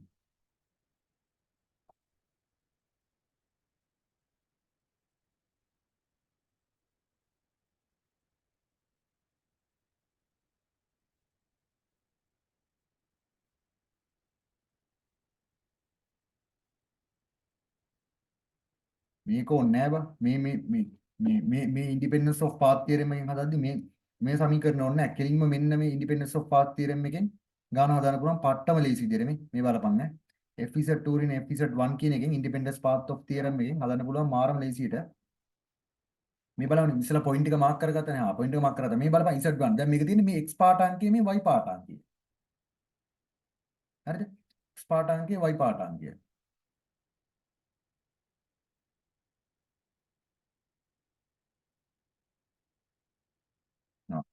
මේකේ තියෙන වැලියු එක බලපන්. මේකේ තියෙන වැලියු එක ඉඳපන්වම ඔව්. බිංදුව එකයිනේ. මෙන්න x පාඨාංගේ මෙන්න පාඩ. z කියන්නේ මොකද්ද? z සමානයි x ධන i y කියන විදිහට නෙන්නේ ඔහම. හරි එහෙනම් මේක බිංදුව එක x බිංදුවයි. හරි. ධන i වාරයක් y. y කියන්නේ කීයද? 1යි. එහෙනම් මෙතන ඉන්නේ එක වාරක් i. i දාන්න බැරි වෙලා. හරි. ඔන්න එක වාරක් i. z2 කියන්නේ මෙතන ඉන්නේ එක බිංදුව. මේ x පාඨාංගෙන් එක y පාඨාංගෙන්. එහෙනම් x ධන වෙන එක ධන බිංදුවයි i තියෙන්නේ. එහෙනම් මෙතනට කෙලින් වෙන්නේ Z2 වලට 1යි. මෙතනට 1යි මේක මාරු වෙලා තියෙන්නේ. මෙතනට එන්නේ 1යි. හරි හරි. දැන් මොකක්ද දාන්නේ? use the independence theorem එක යොදාගන්නේ මේකට. අනුකල ගැම FZ DZ සමානයි FZ2 ඍණ FZ1. FZ2 ඍණ FZ1. FZ කියන එකට මොකක්ද දාන්නේ? FZ දීලා දෙනවා ගාන FZ සමානයි. හරි. Z වල 20යි 22 බෙදීම Z වල FZ සමානයි Z 20යි 22 කියලා දීලා තියෙනවා. දැන් මොකද කරන්නේ මේ Z තියෙන තැන් වලට දාපන් මෙතන අහන්නේ FZ2 මෙතන අහන්නේ FZ1 එහෙනම් FZ2 FZ2 කියන්නේ මොකද්ද Z2 20යි 22 Z2 Z මේ FZ2 සමානයි Z2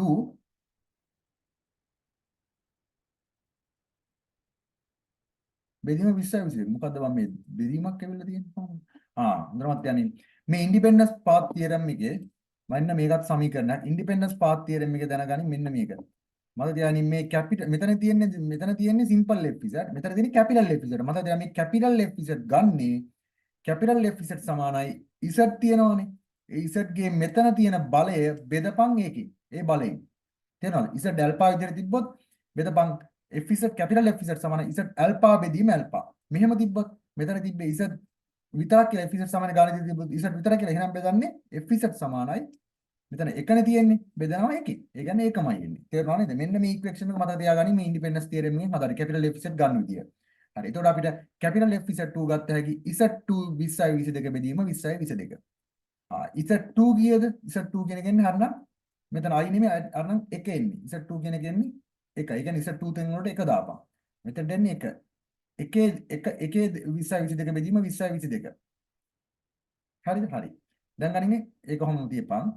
දැන් ගනින් FZ1 FZ1 කියන්නේ මොකද FZ1 කියන්නේ FZ1 සමාන Z1 වල 20යි 22 බෙදීම 20යි 22 මේ ඇල්ෆා නෙමෙයි තියෙන ඇල්ෆා බෙදීම ඇල්ෆා Z ගේ ඇල්ෆා බෙදීම ඇල්ෆා එතකොට Z1 කීයද Z1 තමයි I වෙනවා Z1 වල දාපන් I මෙතන දෙන්නේ I වල 20යි 22 බෙදීම 20යි 22 හරි දැන් මොකද දැන් ගනින් ඉන්ඩිපෙන්ඩන්ස් පාස් තියරම් එකේ සමීකරණය FZ2 නේ FZ1 FZ2 කියන්නේ මොකද්ද FZ2 කියන්නේ මේක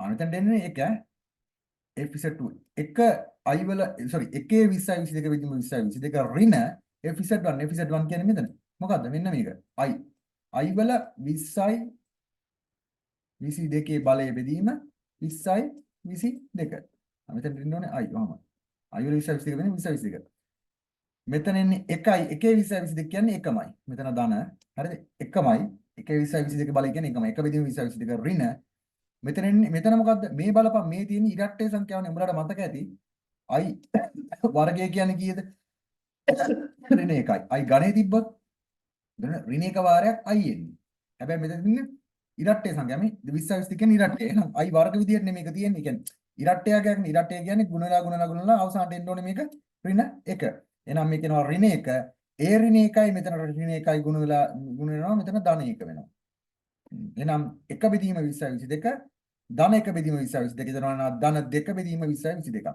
එහෙනම් මේක සුළු කරපහනවා ධන 1 බෙදීම 1011ක් කියලා ඔන්න උත්තරය මේක තමයි උත්තරේ තේරුණාද බලන්න කොච්චර ලේසිද කියලා අපි මේ අර මේ ඉන්ඩිපෙන්ඩන්ස් පාස් තියරම් එකකින් තමයි මේ ගණන හදන්නේ. ඒක කොහොමද හිතෙන්නේ? ඔය ගණන සෙට් එක හදපන්. හදද්දි උඹට හිතනවා මේකට යොදාගන්නේ මේක කියලා. දැන් මම කියලා දීලා තියෙනවානේ මෙන්න මේක මේ විදිහට යොදා ගන්න ඕනේ කියලා ගණන් ටයිප් ටික මතක් වෙන්න ඕනේ. හරි.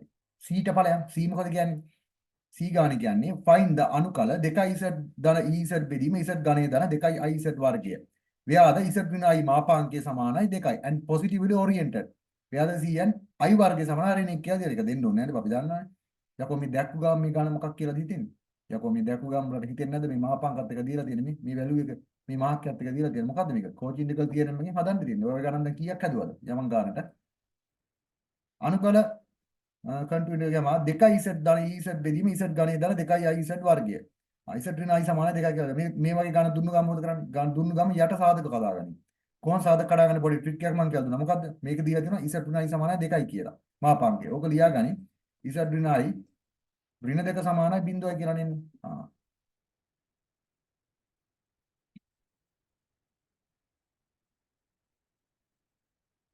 Z ඍණ 2යි සමාන Z නෑ Z ඍණ I ඍණ 2 සමානයි 0යි. බලපන් එහෙම කඩන්න පුළුවන් කියලා බෑ. මේ සාධකයෙන් කඩන්න බෑ. එහෙනම් මොකද කරන්නේ? මේක Z තියෙනවා පොදුවේ. Z එළියට ගන්න. නේ 2යි Z ධන Z බෙදීම Z ගණේ ධන 2යි Z වර්ගය කියලා තියෙනවා. මේක Z යට කියලා පස්සේ ඊට Z සම්පූර්ණ පොදුවේ Z එළියට ගන්න. ඒතකොට එනවා අනුකල 2යි Z ධන Z බෙදීම Z වර්ගයේ වරක් Z ධන 2යි. දැන් මොකද කරන්නේ?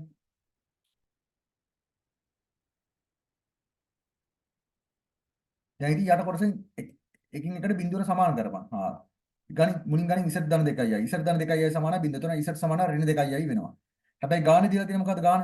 මාපාංක Z ඍණ I සමානයි 2. ඒක ලියාගෙන මාපාංක Z ඍණ I සමානයි 2. දැන් මේ Z ඍණ I බලපන්. Z ඍණ I වලට මේ ගත්තු Z ඩගේ ආදේශ කරලා බලපන් මොකද්ද උත්තරේ ලැබෙන්නේ කියලා.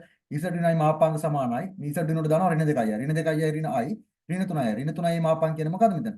බිඳුව බිඳුවයි බිඳුව දාන දැන් මේක මේ බලන්න මතක ඇතිනේ. බිඳුවයි I ධන J ආකාරයට තිබ්බොත් x i ධන y j ආකාරයට තිබ්බොත් මාපාංක ගන්නකොට x වර්ග ධන y වර්ගයේ වර්ගමූලය නේ. එහෙනම් මෙතන i විතරයි තියෙන්නේ. i වල ඉස්සරහින් තියෙන සංගුණය විතරයි තියෙන්නේ. ඍණ 3 වර්ගය. ඍණ 3 වර්ගයේ වර්ගමූලය. ඍණ 3 වර්ගයේ වර්ගමූලය කියන්නේ කීයද? ධන 9ක් වෙනවා. ඍණ 3 වර්ගයේ ධන 9ක් කරනවා. 9 වර්ගමූලය 3යි. ඔන්න ආවා 3. මේ ආවේ මොකද්ද? මේ ආවේ පෝල් එක. සර්කල් එක මොකද්ද? සර්කල් එක තමයි මේ තියෙන්නේ. දෙක. බලපන් සර්කල් එකට වඩා පෝල් එක විශාලයි. විශාලයි. සර්කල් එකට වඩා පෝල් එක විශාලයි. එහෙනම් මේක මේ පොයින්ට් එක තියෙන අවුට්සයිඩ් එක. සර්කල් එකෙන් එළියේ. හරි. දැන් ඊළඟ ඵලය ඊළඟ මොකක්ද තියෙන්නේ Z වර්ගය. Z වර්ග සමාන බිඳුවයි. ඒතකොට ගණන් Z සමාන බිඳුවයි කියලා. ගණන් අපි දීලා තියෙන මේ සම්බන්ධ Z ඍණ I මාපාංකය සමානයි 2යි. හරි ඕන ගත්තා. Z ඍණ I වලට මාපාංක සමානයි 2යි. Z වලට බිඳුව දාපන්. බිඳුව මාපාංක විතර බිඳුව ඍණ I ඍණ I මාපාංකය වෙනවා. එතකොට මේකේ මේ මාපාංකයෙන් කියන්නේ මේ ID සෙන් තියෙන එකනේ ඍණ එකනේ ඍණ එකේ වර්ගයේ වර්ගමූලය. ඒතකොට වෙනවා 1යි. මෙයා මොකද පෝල් එක. බලපන් පෝල් එකේ මේ තියෙන සර්කල් එකනේ. සර්කල් එකයි පෝල් එකයි සංසන්දනය කරපන්. එකට වඩා දෙක විශාලයි. පෝල් එකට වඩා සර්කල් එක විශාලයි. එහෙනම් සර්කල් එක ඇතුලේ පොයින්ට් එක තියෙනවා. එහෙනම් ඉන්සයිඩ් එක. අවුට්සයිඩ් සහ ඉන්සයිඩ්. එහෙනම් මොකද ක්‍රමේ? අවුට්සයිඩ් එක අප් යනවා, ඉන්සයිඩ් එක යට යනවා. මේක ලියාගනින් අනුකල 2z ධන ez බෙදීම z වර්ගය වරක් 2 ධන z ධන 2ක් dz සමානයි අනුකල. මොකද්ද අවුට්සයිඩ් කොටස මොකද්ද? අවුට්සයිඩ් වෙන්නේ z ධන 2ක්යි. කොයි z ධන 2? z ධන 2ක්යි සහ උඩ කොටසත් එක්කම මේක යනවා උඩට. මේකේ අනුකල 2z ධන ez බෙදීම z ධන 2ක්යි බෙදීම ඉන්සයිඩ් එක යට එනවා ඊටු කොටස z වර්ගය. z වර්ග වල dz. දැන් මොකද කරන්නේ? හරි. දැන් මේ කෑල්ල තමයි z වෙන්නේ. z වර්ග බලපන්. z වර්ග n ධන එක ආකාරයට ලියා ගන්න ඕනේ. මොකද z වර්ගය n ධන එක ආකාරයට ලියා ගන්න. බලපන් කොහොමද ලියන්නේ? z වර්ගයනේ තියෙන z වර්ගය එහෙනම් එන්නේ n ධන 1 මතක ගන්න n ධන 1 n ධන එක ආකාරයට ලියා ගන්න ඕනේ. එහෙනම් එනවා z 1 ධන 1 කියලා එන්නේ. එහෙනම් මොකද්ද n සමානයි මොකද්ද මේක 1යි. මේ තියෙන f z ගමු සමල වරහන් ඇතුලේ f z සමානයි 2z ධන ez බෙදීම z ධන 2ක්යි n එන්නේ n සමාන 1යි. z නෝට් කියන්නේ මොකද්ද? z නෝට් කියන්නේ මේ ඉන්සයිඩ් එක අවස්ථාවේදී කියන්නේ ඉරෙන් යට තියෙන ඉන්සයිඩ් අවස්ථාව z වලට අගේ කියදායි බිඳුවයි. z නෝට් එන්නේ බිඳුවයි. හරි. දැන් ඕන් n සමාන 1 අවස්ථාව. දැන් මොකද කරන්නේ? හොඳට මත ධානයෙන් cat 2 එකෙත් මම ඔය ගන්න ඔය n සමාන 1 අවස්ථාවේදී ගන්න ඉක්වේෂන් එක. මොකද n සමාන 1 අවස්ථාවේදී ගන්න ඉක්වේෂන් එක කොච් ඉන්ටිග්‍රල් තියරම් එකේ මෙන්න n සමාන 1 අවස්ථාවේදී ගන්නේ මෙන්න මේ ඉක්වේෂන් එක. ඒ කියන්නේ මේකම තමයි මෙතන එන්නේ f fn z නෝට් නේ. ඇත්තට fn z නෝට් නේ. දැන් n සමාන බිඳුව වුණාම අර f z වලට කෙලින් z නෝට් ආදේශ කරලා එන උත්තරේ තමයි මෙතනට ආදේශ කරන්නේ. හැබැයි මෙතන n සමාන 1 වෙනවා. ඒතකොට මොකද වෙන්නේ? f ඩෑෂ් වෙනවා. ඒ කියන්නේ f z එකපාරක් අනුකලනය කරන්න ඕනේ. f z එකපාරක් අනුකරණය කරලා එන එක තමයි ගන්නෙ f z නෝට් විදිහට. ඒක තමයි මේ තියෙන මේ dm ඍණ එක මේ dm බෙදීම d බෙදීම dz වරක් ඉස්පිසට් කියලා 2.5 බෙදීම m ඍණ එක. m ඍණ කියන්නේ n ඍණ එකට මේක. තේරෙනවද? ඒ කියන්නේ මේකම තමයි. හරිද? මේකම තමයි මේක අර අනුකලනය කරනවා කියලා පෙන්නලා තියෙන්නේ. බලන්න ගන්නට. මේ fz. එහෙනම් ලියන්න පුළුවන් 2.5 i බෙදීම n ගේ ක්‍රමාරූපිත වරක් fn z නෝට්. 2.5 i බෙදීම n කියන්නේ n කීයද? 1. එකේ ක්‍රමාරූපිතය. අරකම ගන්න පුළුවන් ඈ. වරක් f dash z නෝට්.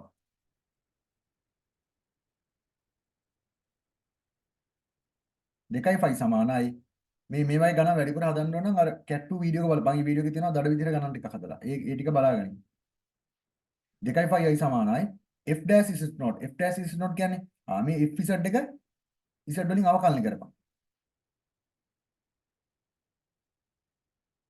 එතකොට එනවා Z ධන 2යි I යට එක වරක් උඩ එක අවකලනය. Z ධන 2යි ඔය වරක් 2 ධන EZ.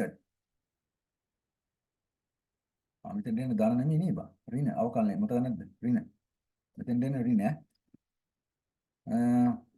ඍණ උඩ එක වාරයක් යට එකේ අවකලනය. 2යි Z ධන EZ වරක් යට එකේ අවකලනය 1යි. බෙදීම යට එකේ වර්ගය. Z ධන 2යි I ගේ වර්ගය. දැන් මොකද කරන්නේ? 2යි 5යි වාරයක්. දැන් ඉතින් අර Z නෝට් වලට ආදේශ කරපන් බිඳුව. අර කරනවා බිඳුව ධන 2යි වරක් 2 ධන E නෝට් ඍණ බිඳුව ධන E නෝට් වරක් 1. බෙදීම බිඳුව ධන 2යි ගේ වර්ගය. ඔක සුළු වුණාම එනවා 2යි 5යි වරක් 4යි I ධන 2යි ඍණ 1 බෙදීම 4යි වර්ගය. ඔහොම සුළු වෙලා යනවා 3යි 5 ධන 5i බෙදීම 2ක් කියලා. ඔන්න උත්තරේ. තේරුණා නේද? හරි. ඔන්න ඔහමයි උක හදන්නේ. එහෙනම් හතරවෙනි ගානත් සම්පූර්ණයෙන්ම හරි. පහ හැදුවේ නෑ. පහ කොහොමද හැදුවේ නෑ.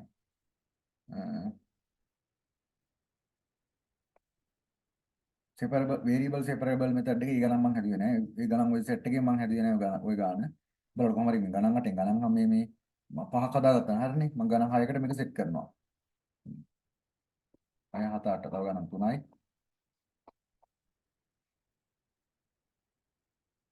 යමන් 6 වෙනි ගානට.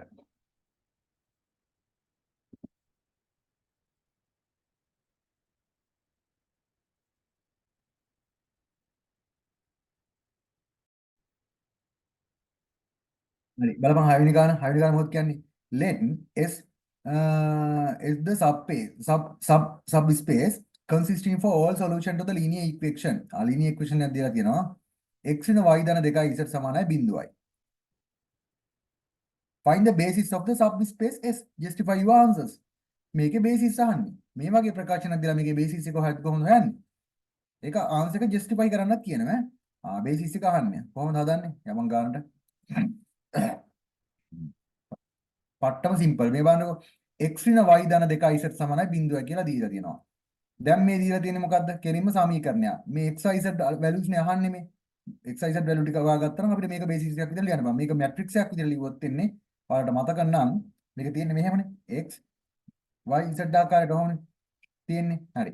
මේක මොකද කරන්නේ? ලියා ගන්නවා මෙහෙම. අපි මෙහෙම ගන්නවා x සමානයි t කියලා ආදේශයක් ගන්නවා. හරිද? කෙලින්ම බේසිස් එක ගන්න ප්‍රකාශනයක් දීලා කෙලින්ම බේසිස් එක ගන්න. එහෙනම් මේ ක්‍රමය තමයි යොදාගන්නේ. හරිද? හදන්න x සමාන t z සමාන t කියලා ගනින්. හරිද? z සමාන t කියලා ගනින්. z සමාන t කියලා ගත්තා. y සමාන s කියලා ගනින්. s බැර නම් ඔබ m හරි ගනින්. ප්‍රශ්නයක් නැහැ. මොකක් හරි ගනින් y සමාන s කියලා ගනින්.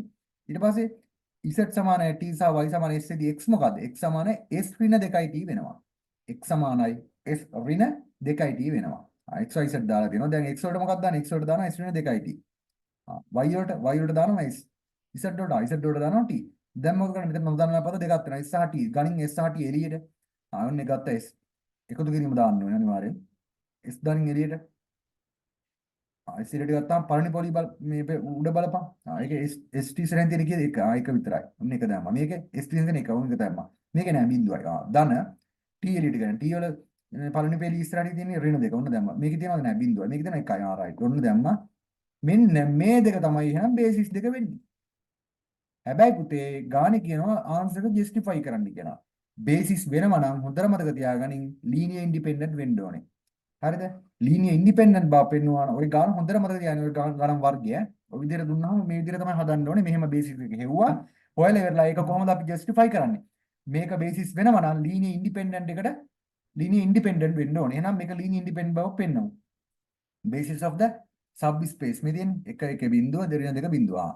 අපි දන්නවා ලීනියර් ඉන්ඩිපෙන්ඩන්ට් වෙන්න ඕන නම් දෙකේ දෙකක් නේ තියෙන්නේ. ඒ කියන්නේ සමීකරණ දෙකයිනේ තියෙන්නේ. ලීනියර් ඉන්ඩිපෙන්ඩන්ට් දෙකයිනේ තියෙන්නේ. සර් මේ සබ්ස්පේස් බේසිස් දෙකයිනේ තියෙන්නේ. එහෙනම් අපි ගන්න වෙන්නේ මොකද්ද? මෙන්න මේ සමීකරණ තෘප්ත වෙන බව පෙන්වන්න තියෙන්නේ. ඒක වරක් v1 ධන a2 වරක් v2 සමානයි බිඳුවයි. ඒකේ දෙක වැලියුස් දෙක හොයා ගන්න ඕනේ. ඒක දෙකේ වැලියු දෙක එනවා නම් බඩු හරි. ලීනියර් ඉන්ඩිපෙන්ඩන්ට් වෙනවා. බලන්න කොහොමද මේක හදන්නේ? ඒක වාරයක් v1 වෙනුවට දාපන්. මේ ගත්ත එක. මේ v1 මේකනේ. එක එක බිඳුව. ධන a2 වාරයක් v2. ඒ කියන්නේ මේක. දැන් සුළු කරපන්. සුළු කරපන් එනවා සමීකරණ දෙකක්.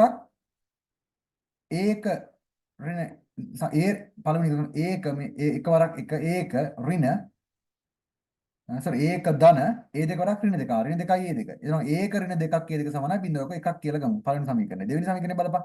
ඒක ධන ඒ දෙක වරක් බිඳුව. එතකොට එනවා ඒක සමානයි කෙලින්ම බිඳුව. එනවා ඒක යාගේ ආවා. ඒක යාගේ දන්නවා නම් ඒ දෙකගේ නිකම්ම ගත්තා. මේකට ආදේශ කරලා කොහොමද? එහෙම නැත්නම් තුන්වෙනි සමීකරණය ගන්න බලපන්. ඒක වරක් බිඳුව. ඒ දෙක වරක් ධන ඒ දෙක වරක් එක. මේ තියෙන ඒ දෙක වරක් එක සමානයි බිඳුව. ඕන්න එනවා ඒ දෙක වලට උත්තරේ බිඳුවයි. ඒකට උත්තරේ ඒකටත් බිඳුවයි. ඒක සහ ඒ දෙක බිඳුවයි. එහෙනම් ඒ දෙක සහ ඒ දෙකට ඒක සහ ඒ දෙකට ආන්සර්ස් ලැබුණා. එහෙනම් මේක කියන්න පුළුවන් V1 and V2 and linear independent. ඔන්න linear independent. දැන් ඉස්සර ගණන් වල මොකද කෙලින්ම linear independent බව පෙන්වනවා. මේක මේ linear independent ගණන් වල තවත් ආකාරයක් දෙන විදිහක්. හරිද matrix වල. linear independent බව පෙන්නවා. දැන් අපි ඒක උන් justify වුණා ආන්සර් එක. හරි. දැන් යමන් ඒකේ B කොටසට. ඒ හරි. Let A and B and transformation R වර්ග R වර්ග define the Tx, x2 and Tx, x2 වෙනවලු Ax1, Bx2. Is a T linear transformation. Justify was ඒ කියන්නේ මේක T කියන එක linear transformation නැබ ඔප්පු කරන්න තියෙන්නේ. මේවයි ගානක් හදුවා මතකනේ. කොහොමද ඔප්පු කරන්නේ? linear transformation එකක් වෙන්න නම් මෙන්න මේ theory දෙක මේ condition දෙක වළංගු වෙන්න ඕනේ. මොකද්ද? T u ධන v සමානයි T u ධන T v සහ T c u සමානයි C එළියට යන C වාරයක් T u. මුලින්ම අපි මේක ඔප්පු කරමු. මේක වෙනවා කියලා. කොහොමද කරන්නේ? අපිට දීලා තියෙනවා Tx1 x2 සමානයි Ax1, Bx2 කියලා. මේක අපිට ගන්න පුළුවන්. මේවයි ගානක් දෙකක් හැදුවා මම.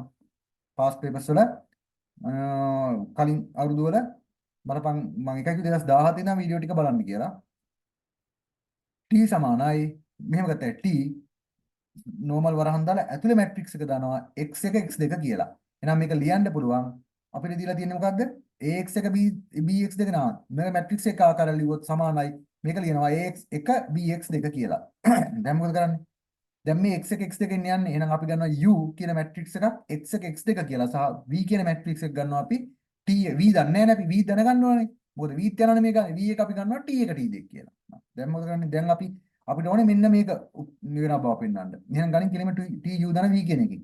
t u ධන v සමානයි t u වෙනුවට දානවා මේක x1 x2 ධන v වෙනුවට දානවා t1 t2. දැන් මේක සුළු කරපන්. t x1 ධන t1 යට තියෙනවා x2 ධන t2. හරිද?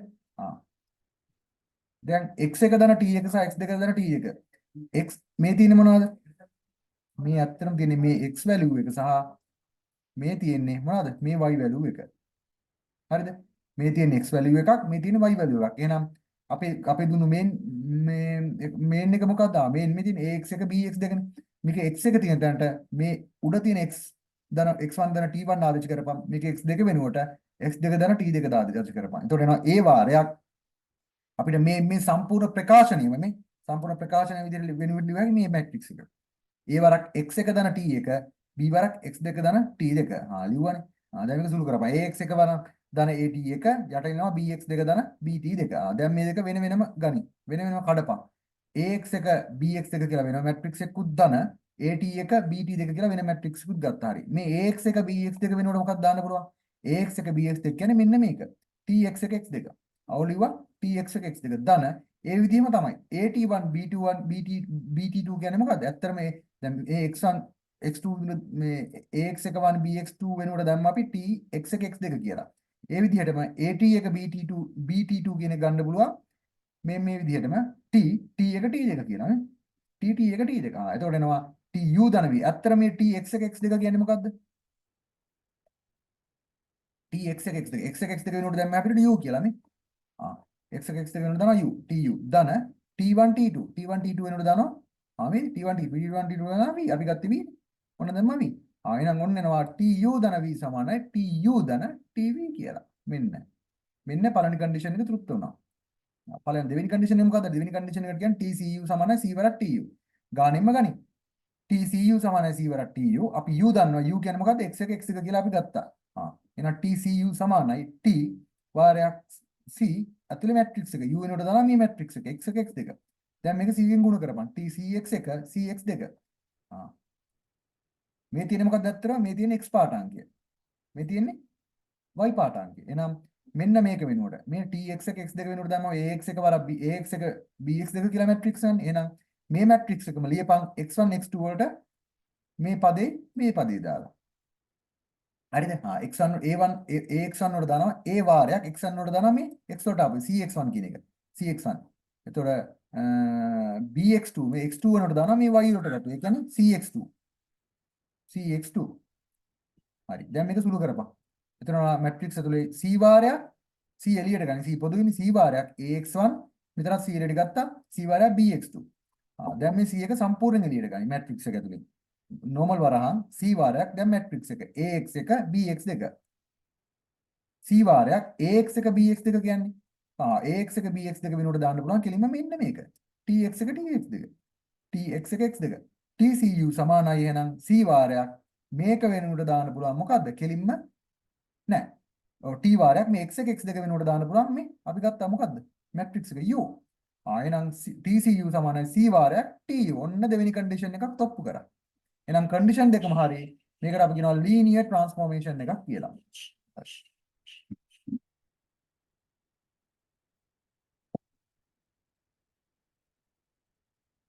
එහෙනම් B කොටසේ පළවෙනි කොටස හරි. දෙවෙනිට මොකද්ද කියන්නේ? show that the A අසමානයි B T transformation unit circle එක අල්ලු. අන්න මේ circle එක අල්ලු and the ellipses. Find the equation of the ellipse. බලන්න මතකද මම මේ වගේ ගානක් 2023 ද? අර x වර්ග ඔව් 2022 x වර්ග බෙදීම A ධන y වර්ග බෙදීම b සමාන එක අවස්ථාවේ ab වගේ හෙව්වා අන්න ඒ ක්‍රමයට තමයි මේකත් හොයන්න තියෙන්නේ. මේකේ අපිට මේක දීලා නැහැ. මෙන්න මේ ප්‍රකාශනය ගන්න තියෙන්නේ මේ විදිහේ ප්‍රකාශනයක් ගන්න තියෙන්නේ. ගන්න තියෙන්නේ දීලා තියෙන්නේ මෙන්න මේ සර්කල් එකේ ඉක්වේෂන් එක විතරයි.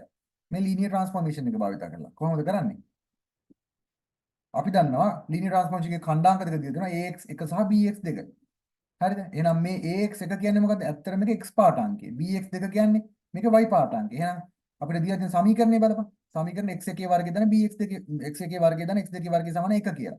එහෙනම් මොකද කරන්න ඕනේ? මේකේ x1 x2 උක්ත කරගන්න. දැන් x සමානයි ax1 කියලා ගත්තා. එතකොට x1 උක්ත කරන x1 එනවා x බෙදීමේ. y සමානයි bx2 x2ට එනවා x2 සමානයි y බෙදීම බෙදී. දැන් මොකද කරන්නේ? දැන් මේ ඉක්වේෂන් එකට ගන්න. x1 වර්ගය දන x2 වර්ගය සමානයි 1යි. දීලා තියෙන ඉක්වේෂන් x1 වෙනුවට දාපන් මේක. x බෙදීමේ x බෙදීම a වර්ගය දන x2 වෙනුවට දාපන් මේක. y බෙදීම b සමාන 1යි. එතකොට x වර්ග බෙදීම a වර්ග දන y වර්ග බෙදීම b වර්ග සමාන 1යි. ඔන්න සූත්‍රයක් ගොඩ නැගුවා. අරකමනේ බං ඔය අහන්නේ. අරකෙම 2023 ම ඔය අනිත් පැත්ත. ඒ කියන්නේ 2023 කිව්වේ කෙලින්ම මේක දීලා a වර්ග b වහලානේ. අහන්න ඉතින් දැන් ඒක දැන් මේ පාර දුන්නේ මේ ඒ සූත්‍රය බව ඔප්පු කරන්න කියලා. ඒ සූත්‍රය ඔප්පු කරන්නේ නෙමෙයි ඒ සූත්‍රය ගොඩනගා ගන්න කියලා. මෙන්න හරි ඔන්නක තමයි උත්තරේ. බලපන් කොච්චර සිම්පල්ද කියලා. එහෙනම් 7 වෙනි ගානක් සම්පූර්ණ 6 වෙනි ගානක් සම්පූර්ණයෙන් ඉවරයි.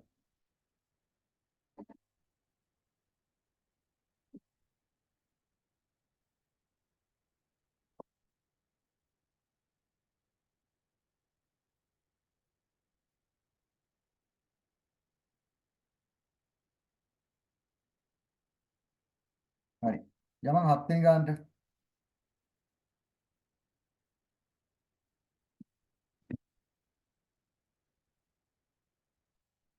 7 වෙනි ගානේ මොකක්ද කියන්නේ? With the introduction of the new television technology, TV station will eventually be required to produce the broadcast. They are shown the new standard. In order to determine their own strategy, National Broadcast Channel conducted a survey in major metropolitan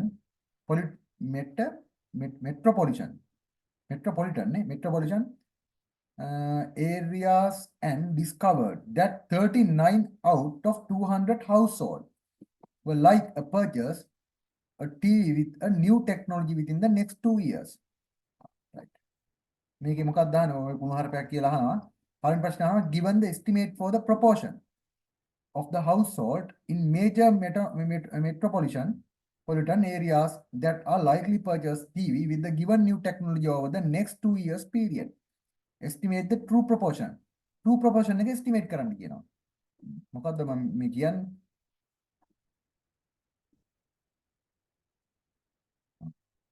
මේ යන්නේ තනිකරම මතකයි මම 2010 23 ගානක් හදන්න කිව්වා. මොකද්ද මේ true proportion? proportion ගානක් නෑනේ මේක අහන්නේ මොකද්ද?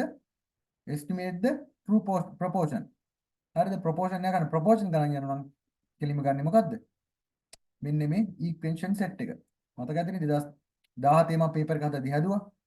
පෙන්නුවා equation set එක මතක නැද්ද? ඉන්න මම පෙන්නන්න ආයෙ ටික.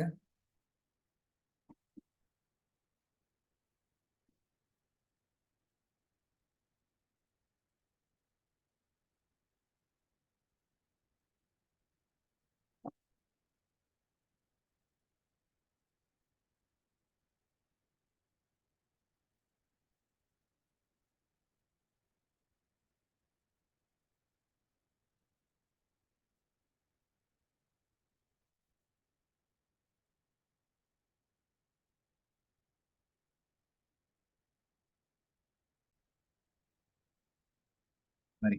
බලපන්. sample population proportion ගණන් හදද්දී මේ බලපන් මෙන්න මේ theory set එක තමයි හදාගන්නේ. මේ sample population එක මතකනේ මේ p hat සමාන x බෙදීම n. sample proportion of the failure මේ sample proportion එක failure සේ sample proportion එක ගන්න එකරින p hat මේ මෙන්න මේ set එක තමයි ගන්න. මේ equation set එක තමයි ගන්න 2017 මතකනේ මම කිව්වා. හරි යමන් ගානට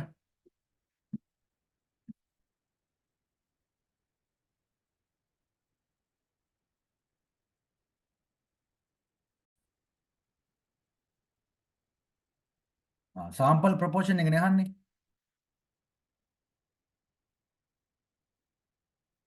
මේ තියෙන්නේ sample proportion failure එක ඈ මේ කරන p hat කියලා. sample proportion the population දාන්නේ බලපන්.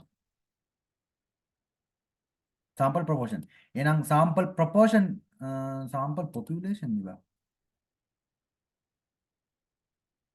to proportion. to proportion. sample population එක මෙතන අහන්නේ. sample population එක නම් අපිට කෙලින්ම ගන්න පුළුවන්. sorry proportion එක sample proportion එක කියලා මෙතන කියන්න ඕනේ. මේ population මගුලක් මම මොකද කියන්නේ. මොන මගුලක් හරි. කොහොම හරි ගන්න ඕනේ මෙන්න මේ p hat කියන එක. p hat කියන එක අපි අරන් තියනවා මොකෙන්ද? p hat සමාන x බෙදීම n. x කියන්නේ මොකද්ද? ගානේ මොකද්ද කියන්නේ? x කියන්නේ 200 household තියනවලු. n කියන්නේ කීයද එහෙනම්? ගානට අනුව. n කියන්නේ 200යි. x කියන්නේ මොකද්ද? x කිව්වේ success වෙච්චි. මේ බලපන්. x කියන්නේ number of the success. මොකක් හරි සිද්ධියක් කියන උදාහරණයක් විදිහට අහමුසට සබන්කට 200ක් ගද්දි ඒ 220ක් හැඩේ වෙනස් වෙලා තිබ්බා. අන්නේ 20 තමයි මෙතන x කියලා හඳුන්වන්නේ. තේරුණා නේද? එහෙනම් x කියන්නේ මෙතන මොකද්ද? මේකට අනුව නම් මේක කියන්නේ මොකද්ද? 39 ප්‍රමාණයක් අවුට් වෙලා තියෙනවා. එහෙනම් 39 තමයි x වෙන්නේ. එතකොට එනවා 39 බෙදීම 200යි. උත්තර එනවා 0.195යි. මේක මේ හෙන්න හැලී තිබ්බට අර කියන ඉලක්කම් අංක කියන ඒ අංක තියෙන තැන් වලින් විතරක් බලා මේ ඒ තැන් වලින් ඒ තැන් හයිලයිට් කරගනින්. ඕකේ එන හැල්ලකින් එන්නේ ඕක. ප්‍රොපෝෂන් ගාන කියපු ගාම ඔය තියරි වලින් ඔය සමීකරණ වලින් යන්නේ ඈ. ඒ වචන කියපු ගාම ඔය සමීකරණ එක මතක තියාගනි. ඒ ටික ගනි ගානට හදන්න. උඹලාට දැන් පේපර් වල දෙනවනේ වෙන කටුකොලයක්. උඹලා අමතක කරනවා නම් කටුකොලේ ගත්ත ගාම ඔය සමීකරණ ටික ටක් ටක් ටක් ගාලා ඔක්කොම ටික ලියාන ඵලයන් මතක. ඊට පස්සේ උඹලට ගාන හදාන්න නැද්ද ලේසි ගන්න. හරිද? B කොටස අහන්නේ මොකද 0.195ක් කියනවා. B කොටසෙන් අහන්නේ මොකද්ද? Find the margin error of the true proportion household major metropolitan areas that are likely purchase TV with the given the new technology over the next two period. කෙලින්ම අහන්නේ margin error එක. margin error එක ගන්නේ කොහමද? හොඳටම ධානයෙන් margin error එක කියන්නේ මෙන්න මේ equation එකට. මේ equation එක මම කලින් දීලා තියෙනවා. හැබැයි margin error එක කියලා කියලා නැහැ. මේ දැසතේ පේපර් නෙමෙයි. මෙන්න මේ confidence interval එක හොයද්දි මෙන්න මේ කොටස එකතු වෙනවානේ. මෙන්න මේ කොටසට තමයි කියන්නේ අපි මෙන්න මේ කොටසට තමයි කියන්නේ margin error එක කියලා. මේක නෝට් එකක් දාගෙන උඹලගේ සමීකරණ සෙට් එකේ. හරිද? මම ඒක කිව්වේ හැම පේපර් එකම එකින් එකට බලන්න වෙනවා. මොකද මේ හැම පේපර් එකම අලුත් තීරි කැලලක් හරි ඇඩ් වෙනවා. අලුත් සමීකරණ කැලලක් හරි ඇඩ් වෙනවා. margin error එක සමානයි p hat වරක් එකරණ p hat බෙදීම n ගේ වර්ගමූලය. margin error එක ගන්නේ p hat කිය දාවේ 0.195යි. වරක් එකරණ p එකරණ 0.195 බෙදීම n කීයද 200යි. 200 වර්ගමූලය. මේක සුළු කරපම් margin error කියනවා 0.0228යි කියලා. දැන් ඊළඟට මොකක්ද අහන්නේ? A hari B hari. Find the 19% confidence interval that the proportion of the household in major metropolitan area that are like to purchase a TV with a given new technology over the next 2 years period. කෙලින්ම මේ කුණුහරුප මොකක්ද උන්නේ කෙලින්ම මේ අහන්නේ මොකද්ද මේ? Find the 90% confidence interval එක. 90ක් වෙදි confidence interval එක අහන්නේ. මොකද කරන්නේ? අපි දන්නවා confidence interval එක හොයන සූත්‍රය මොකද්ද? මෙන්න. p hat ධන හොරින z alpha බෙදීම දෙකයි p hat වරක් එකනේ p hat බෙදීම මෙන්න මේක අපි දැන් හෙව්වනේ මේකට margin එක. එහෙනම් ලියා ගනින්. confidence interval එක කියන්නේ මෙන්න මේ සමීකරණය p hat ධන හොරින z alpha බෙදීම දෙක වරක් වර්ගමූලයේ p hat වරක් එකනේ p hat බෙදීම n. දැන් මේක වෙන වෙනම ගනින්. මේක p කියන්නේ අපි හිතමු confidence interval එක කියලා. හරියයි. එකක් ධන එනවා එකක් ඍණනවා. ධන පැත්ත මේ පැත්ත ධන පැත්ත මම මේ පැත්තටද බලලා දීලා තියෙන්නේ.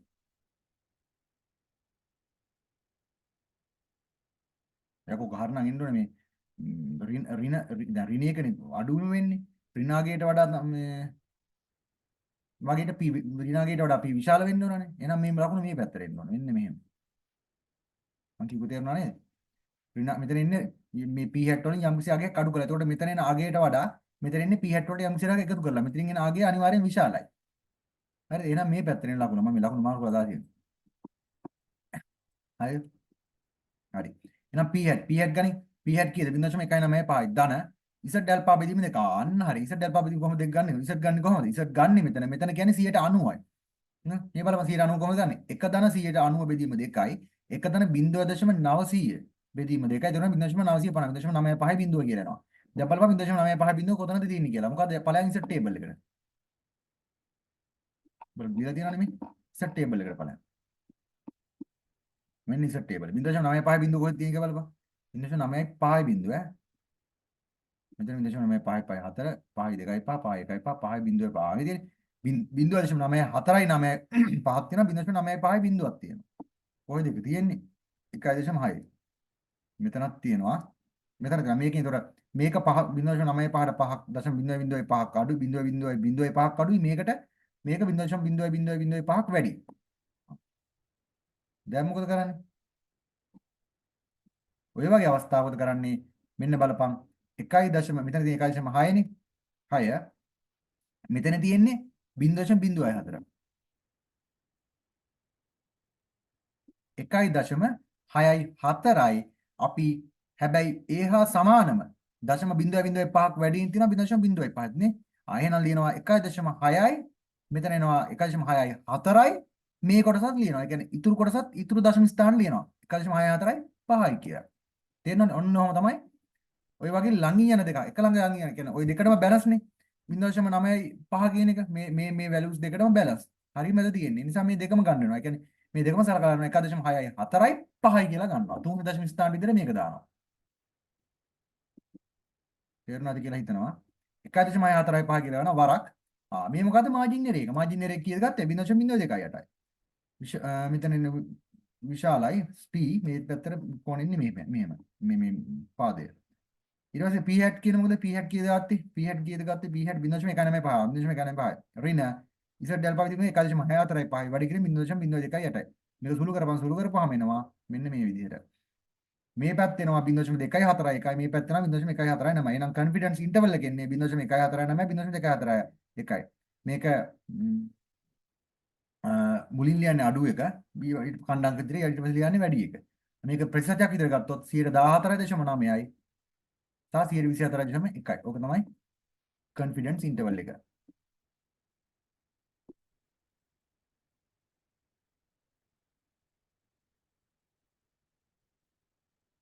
100යි දැන් යමන් D මොකද කියන්නේ based on this preliminary estimate they wanted to conduct the more extensive survey in order to increase the accuracy of the estimate. Hare, what should be sample size? B, if they are wanted to estimate true proportion of the household in major metropolitan areas that like the purchase TV with the new technology over the next 2 years within the 1% with the 19% confidence. What the assume that the true proportion that the household will change.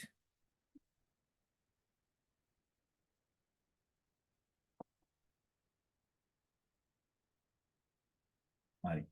මුදල් මධ්‍යයනේ මේ බලපන්. මේකේ අහන්නේ 100ට එකක් significance level එක 100ට එකක් වෙද්දී දැන් එකක් වෙද්දි තියෙන new sample size එක significance level එක 100ට එකක් වෙද්දි තියෙන අලුත් sample size එක තමයි මේ අහන්නේ. හරිද? හරි. අපි දන්නවා අර සමීකරණ සෙට් එකට මෙන්න මේ සමීකරණ ඇඩ් කරගනින් significance level එක කොහොන equation එකක් තියෙනවා මොකද්ද? මෙන්න මේ සෙට් එකේ මෙන්න මේ සෙට් එකේ මේ කොටසට මොකද්ද කිව්වේ මාජින් එරේ එක. එතකොට මේ කොටස මොකද්ද? මෙන්න මේ සම්පූර්ණ කොටසට. මෙන්න මේ කොටසට අපි කියනවා significance level එක කියලා. ඔය සම්පූර්ණ කොටසට කැල්කියුලේට් කරපුවාම අපිට එන්නේ significance level එක. හරිද? significance level එක සමානයි.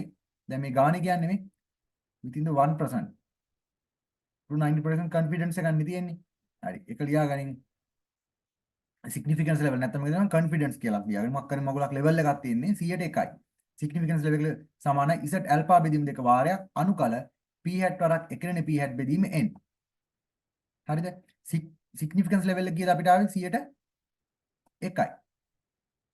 z alpha බෙදීම දෙක. z alpha බෙදීම දෙක කීයද? 100ට 1ේදී. 100ට 1යි කියලා දීලා තියෙන්නේ. හරි 100ට 1යි නම් මෙතන අඩු වගේ නෙමෙයි ගන්නෙ. අපි මේ වගේ දැන් අතන 195 වගේ තිබ්බොත් කෙලිම 195ම ගන්නවා. දැන් මෙතන 100ට 1යිනේ. එහෙනම් අපිට මතක ඇතිනේ 100න් එකක් අඩු කරගෙන 199. 1.99 බෙදීම 1.0.9 1.199 බෙදීම 2යි. එතකොට එනවා 1.0.99 බෙදීම 2යි. මේක සුළු කරපුවාම එනවා කීයද? 1.0.99 බෙදීම 2 කීයද? මම මෙතන ලියලා නැහැ ඒකනේ. සුළු කරන විදිය මොකද? කොහොමද එක දන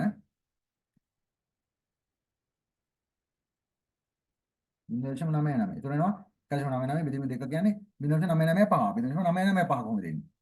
ඈ දැන් බලපන් ඉස්සර ටේබල් එකේ 0.995 කොහෙද දෙන්නේ? අර ඉස්සෙල්ලා හෙව්වේ බං අපි 1.645. 100 සමාන 1.645යි. p hat මේ තියෙන මෙතනදී අර අතන මාජින් එක දාන්නේ නැහැ. මෙතන මේ එන්න අහන්නේ. හරිද? p hat දාම 0.195. වැඩි කිරීම 1 රින 0.195 බෙදීම n.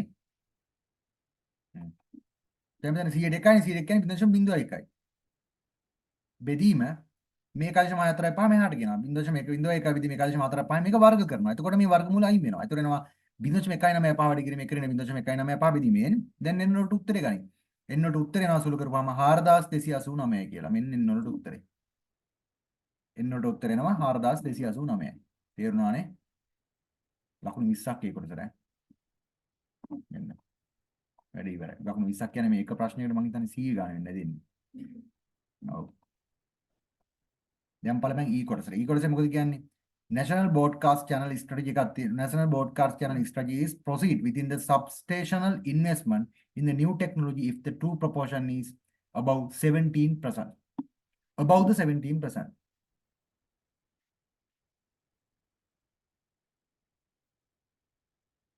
Above. උඩ තියෙන්නේ. Above above the 70% වලට වැඩි. true proportion එක. නෑ above 70%.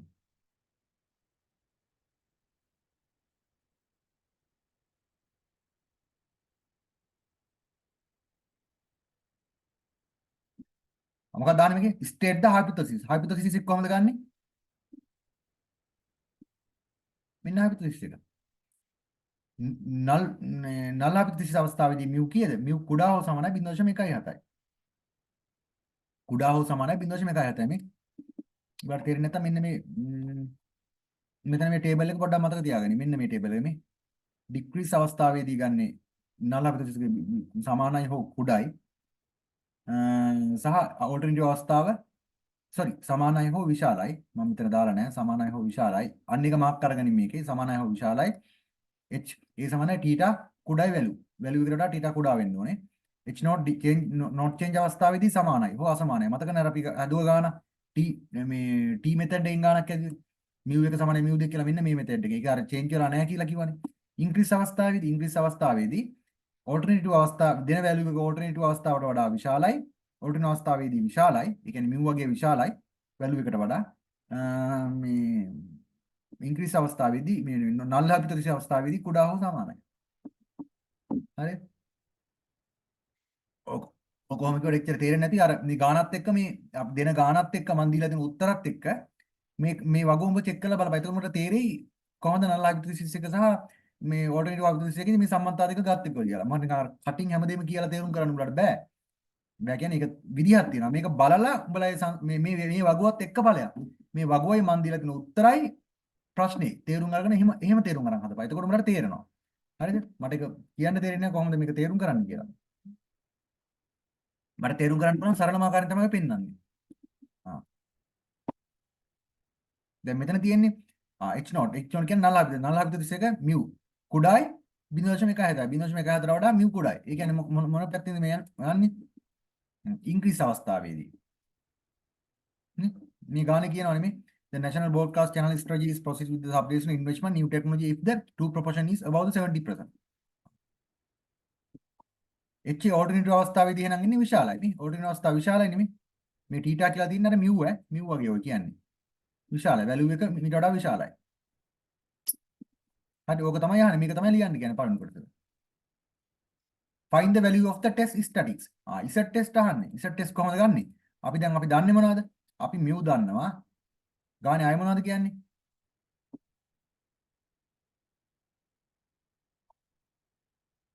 මේ n දීලා තියෙනවා කීයද? n 200යි. n 200යි කියලා දීලා තියෙනවා. n 200යි කියලා දීලා තියෙනවා. අය ගානේ මොනවද දෙන්නේ? මේ බලපන්. අපි දන්නවා p hat දන්නවා. p දන්නවා. 2 proportion එක දන්නවනේ. කොයි 2 proportion එක? ඇයි බං 2 proportion එක තමයි මෙතන මේ දීලා තියෙන්නේ මේ. මේ ගානේ කියනවනේ මේ. 2 proportion එක 117යි කියලා proportion එකක් දීලා තින්නේ. proportion එකක් දෙදී මතකනේ. මෙන්න මේක. මෙන්න මේක. proportion එක කිව්වත් එකයි මේ. population එක කිව්වත් එකයි මෙන්න මේ p තමයි ඔය දීලා තියෙන්නේ. හරිද? එහෙනම් මොකද්ද මේක දැන් මේ ගන්න සමීකරණය? මෙන්න මේ සමීකරණය. මේක n වලගේ කීයද කිව්වේ n 200යි. n 200යි කියන්නේ අනිවාර්යෙන් 30ට වඩා වැඩි. 30ට වඩා වැඩි නම් n යන්නේ z test එකනේ normal distribution එක. එහෙනම් මෙන්න මේ සමීකරණය. මොකද p hat දන්නවා අපි. p දන්නවා. q කියන්නේ මොකද්ද කියලා දෙන්නම්.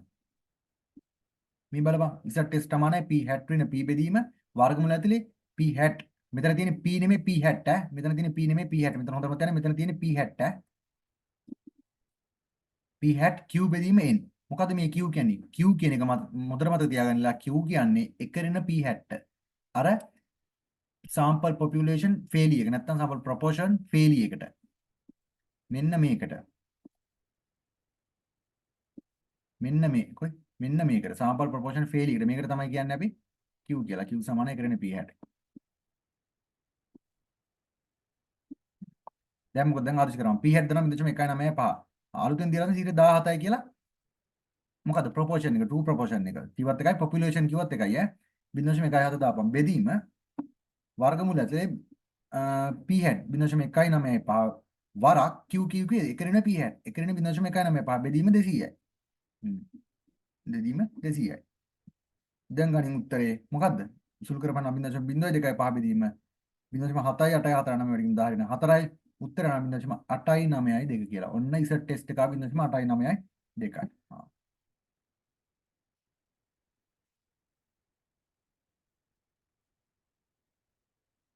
ඊළඟ ප්‍රශ්න මොකක්ද අහන්නේ? හරි දෙක හරි. තුන find the critical value 90% significant level. significant level එක 90ක් වෙද්දී critical value එක අහන්නේ. කොහොමද යන්නේ? ඉතින් ලේසියි බා. අර විදිහම තමයි. 90ක් වෙද්දී critical value එක කීයද?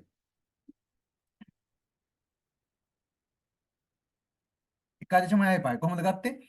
එක ධන 90 බෙදීම 2යි එක ධන 0.9 බෙදීම 2 කියන එක ධන 1.9 බෙදීම 2 කියන 0.9යි පයි. හැබැයි 0.9 බිඳුව එන්නේ. 0.9 බිඳුව. දැන් බලපන් මොකද මේ ඉස්සර ටේබල් එකේ 0.9 බිඳුව කොහෙද තියෙන්නේ කියලා.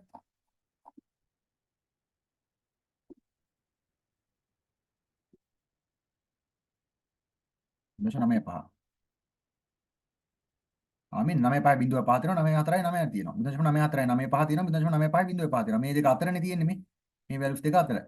එහෙනම් මෙහෙම ගියා 1.6යි 1.64යි මේ දෙක අතරම තියෙන දෙපැත්තටම බැලන්ස් හින්දා 1.64යි 5යි කියලා ගන්නවා. ඉසට් ක්‍රිටිකල් එකේ ඉන්නේ 1.4යි 5යි. තේරෙනවනේ? දැන් මොකද කරන්නේ? ඊළඟ මොකක්ද දාන්නේ ප්‍රශ්නේ?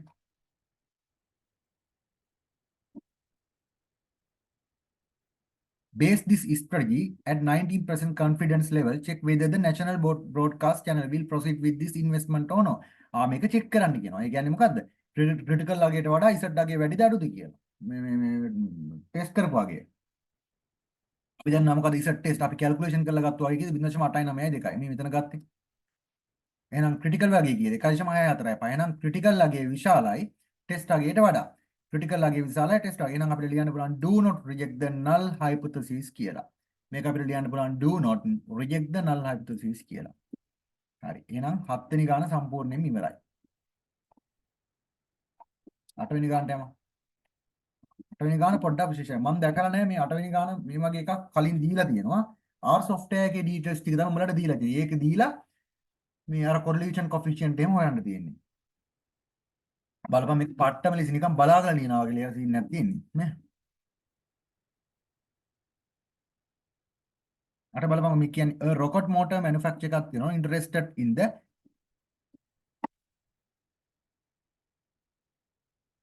correlation between their shear strength and the age of the propellant used.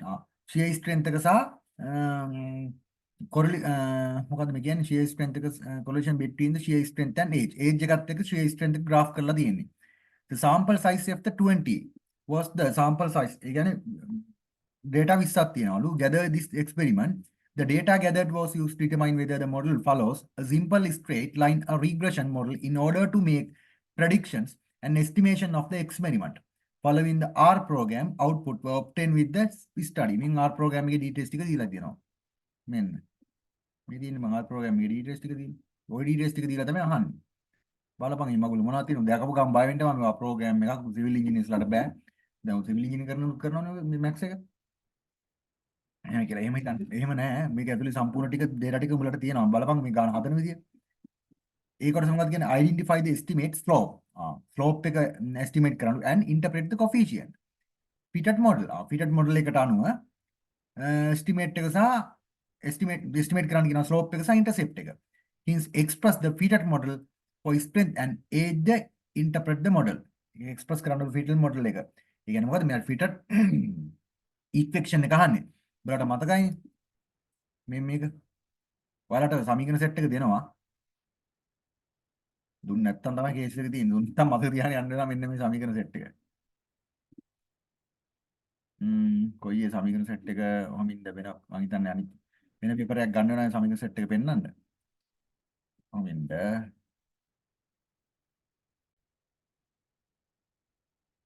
මේ තියෙන්නේ මෙන්න. මේ බලපන්.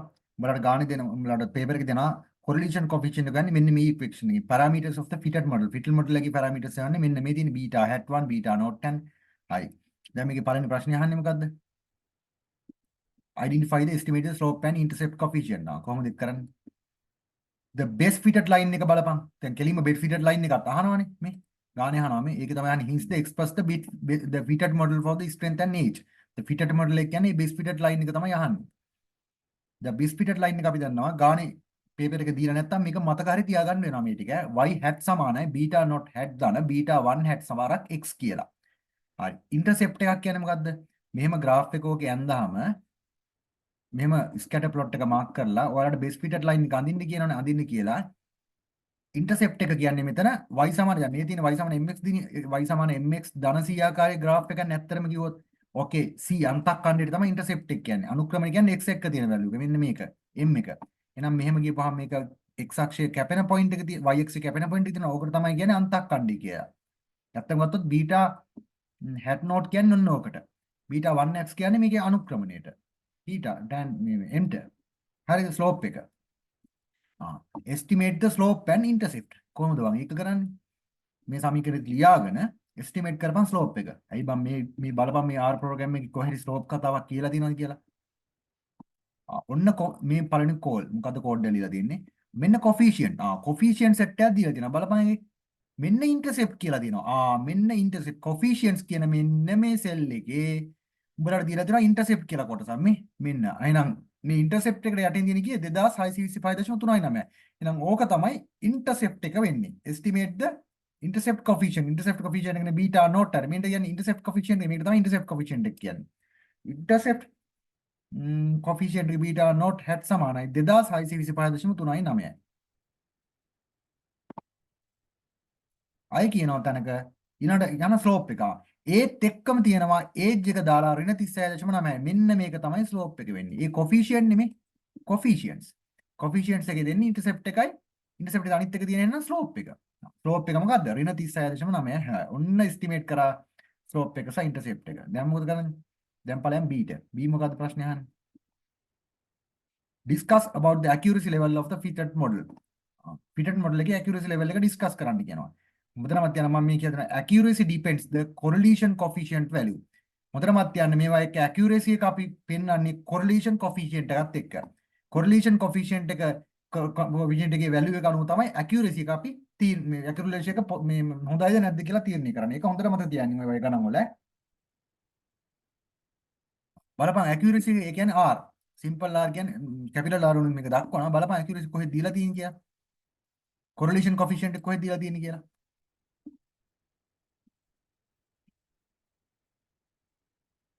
මේක බලපන් correlation coefficient එක කොහෙද දීලා තියෙන්නේ කියලා.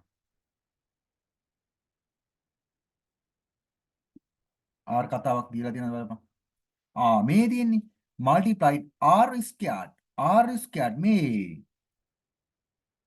R squared හොඳටම තියනින් R squared. R squared දීලා තියෙනවා 0.89. adjusted R squared එක නෙමෙයි.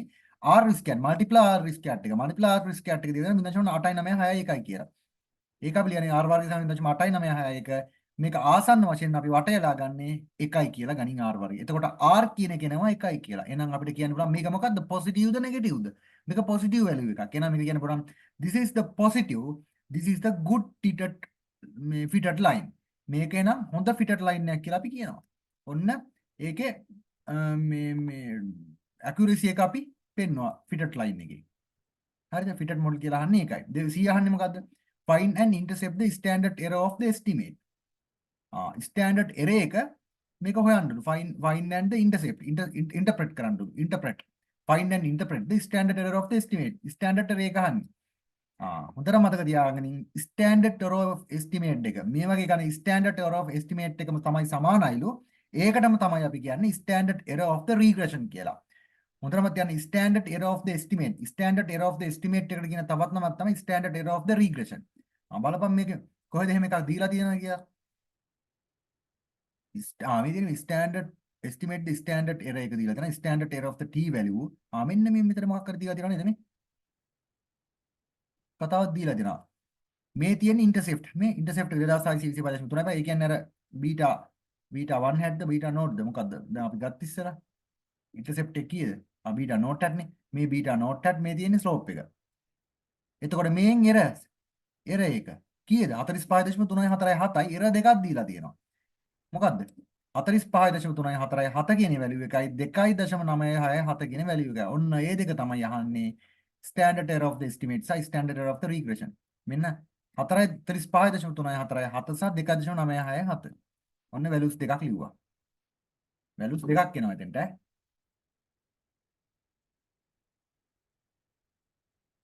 හරි. පළවෙනි D කොටස. D කොටස ඔන්න තියෙනවා ANOVA table එක. Following the table represent the ANOVA which is used to test accuracy of the model coefficients. මෙන්න මේ ANOVA table එක මේක දිහා බලන්න fill කරන්න තියෙන්නේ. ඒකේ පළවෙනි ප්‍රශ්නේ අහන්නේ state the null and alternative hypothesis of the ANOVA. ඊට කලින් අහනවා මොකද්ද මේ? State the null and alternative hypothesis of the ANOVA. මේකේ mean එක බිඳුවක් වෙලා තියෙනවනේ. බිඳුවක් වෙලා තියෙනවද නැහැ. මේක ඇවිල්ලා එහෙනම් අර කිසිම decrease වෙලාද increase වෙලාද කියන කිසිම value එකක් නැහැ නේ කියලා. හැබැයි මේක mean එක බිඳුව වෙලත් නැහැ. හරිද? අපි මේක ලියනවා එහෙනම් h0 සමානයි mu අසමානයි බිඳුව mu සමානයි බිඳුව සහ මේ null hypothesis අවස්ථාවේදී alternate අවස්ථාවේදී නම් mu අසමානයි බිඳුව කියලා. මෙන්න මේක ලියවෙන්න ඕන. උඹලට ඒක තේරෙන්නේ නැත්නම් අර වගුවෙන් පොඩ්ඩක් බලලා තේරුම් ගනි. එහෙම නැත්නම් ඉතින් මේක මිස් වුණොත් ලකුණු 10 ඒක 10ක් කියන නැත්නම් ලකුණු එකක් තමයි මිස් වෙන්නේ උතන. හරිද? ඊට දැන් හොයපන් A B C D E F. A B C D E F කොහොමද දන්නේ? A B C D E F හොයන්න කිරීම මේ ටේබල් එක යොදා ගන්නවා. මේ දීලා තියෙන කෝඩ් ටික. මොකද්ද මේ A කියන්නේ? ඒජ් එක හරහා තියෙන ඩිග්‍රී ඔෆ් ෆ්‍රීඩම් එක. මොකද්ද? B කියන්නේ රෙසිඩියල් එක හරහා තියෙන ඩිග්‍රී ඔෆ් ෆ්‍රීඩම් එක. ඔන්න මේ බලපන්. මෙන්න ඒජ් ඩිග්‍රී ඔෆ් ෆ්‍රීඩම් එක. බලපන් ඩිග්‍රී ඔෆ් ෆ්‍රීඩම් කතාවක් මේක කියලා තියෙනවද කියලා කොහේ හරි තැනක.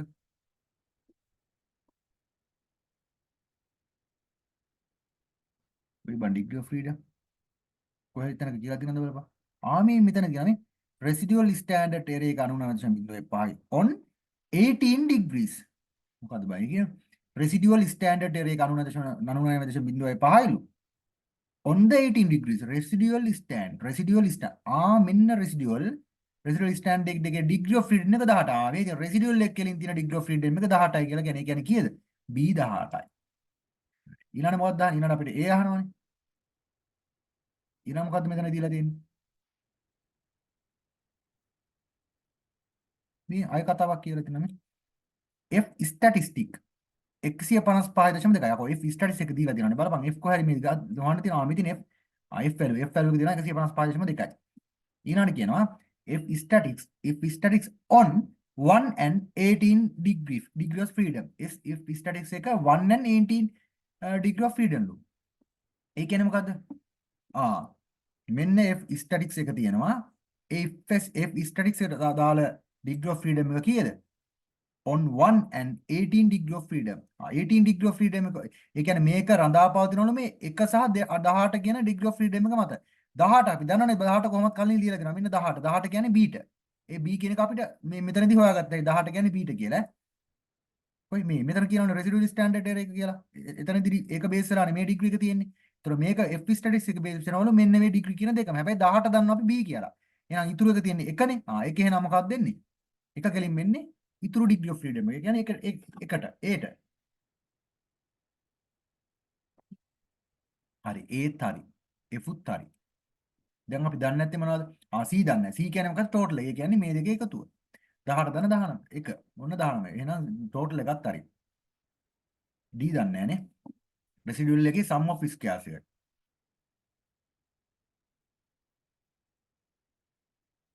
බලපන් ඒක කොහෙවත් තියනවද කියලා? නැහැ.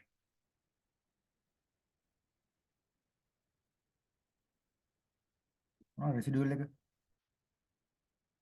මෙන්න residual එක දීලා තියෙනවා. sum of square එකක් කොහෙද තියනවද කියලා බලපන්.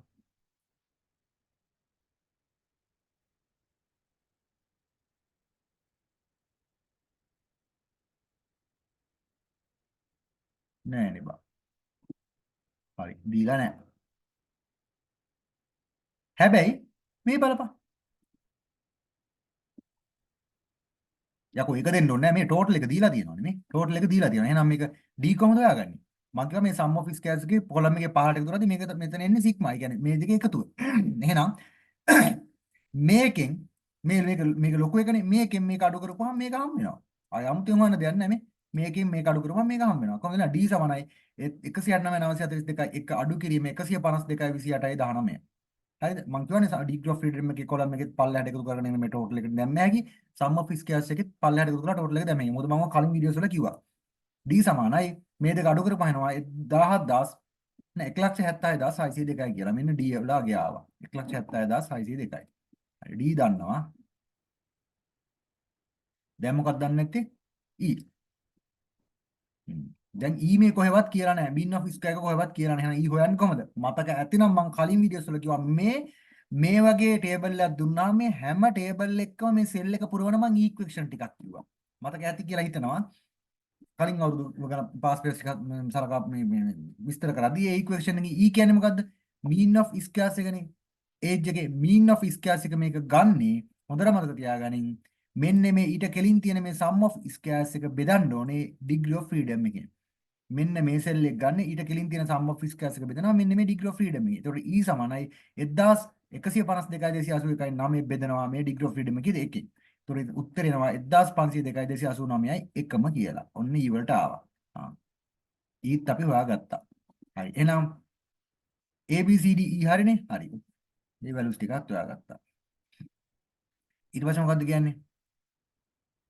At 5% significant level discuss the conclusion of the ANOVA.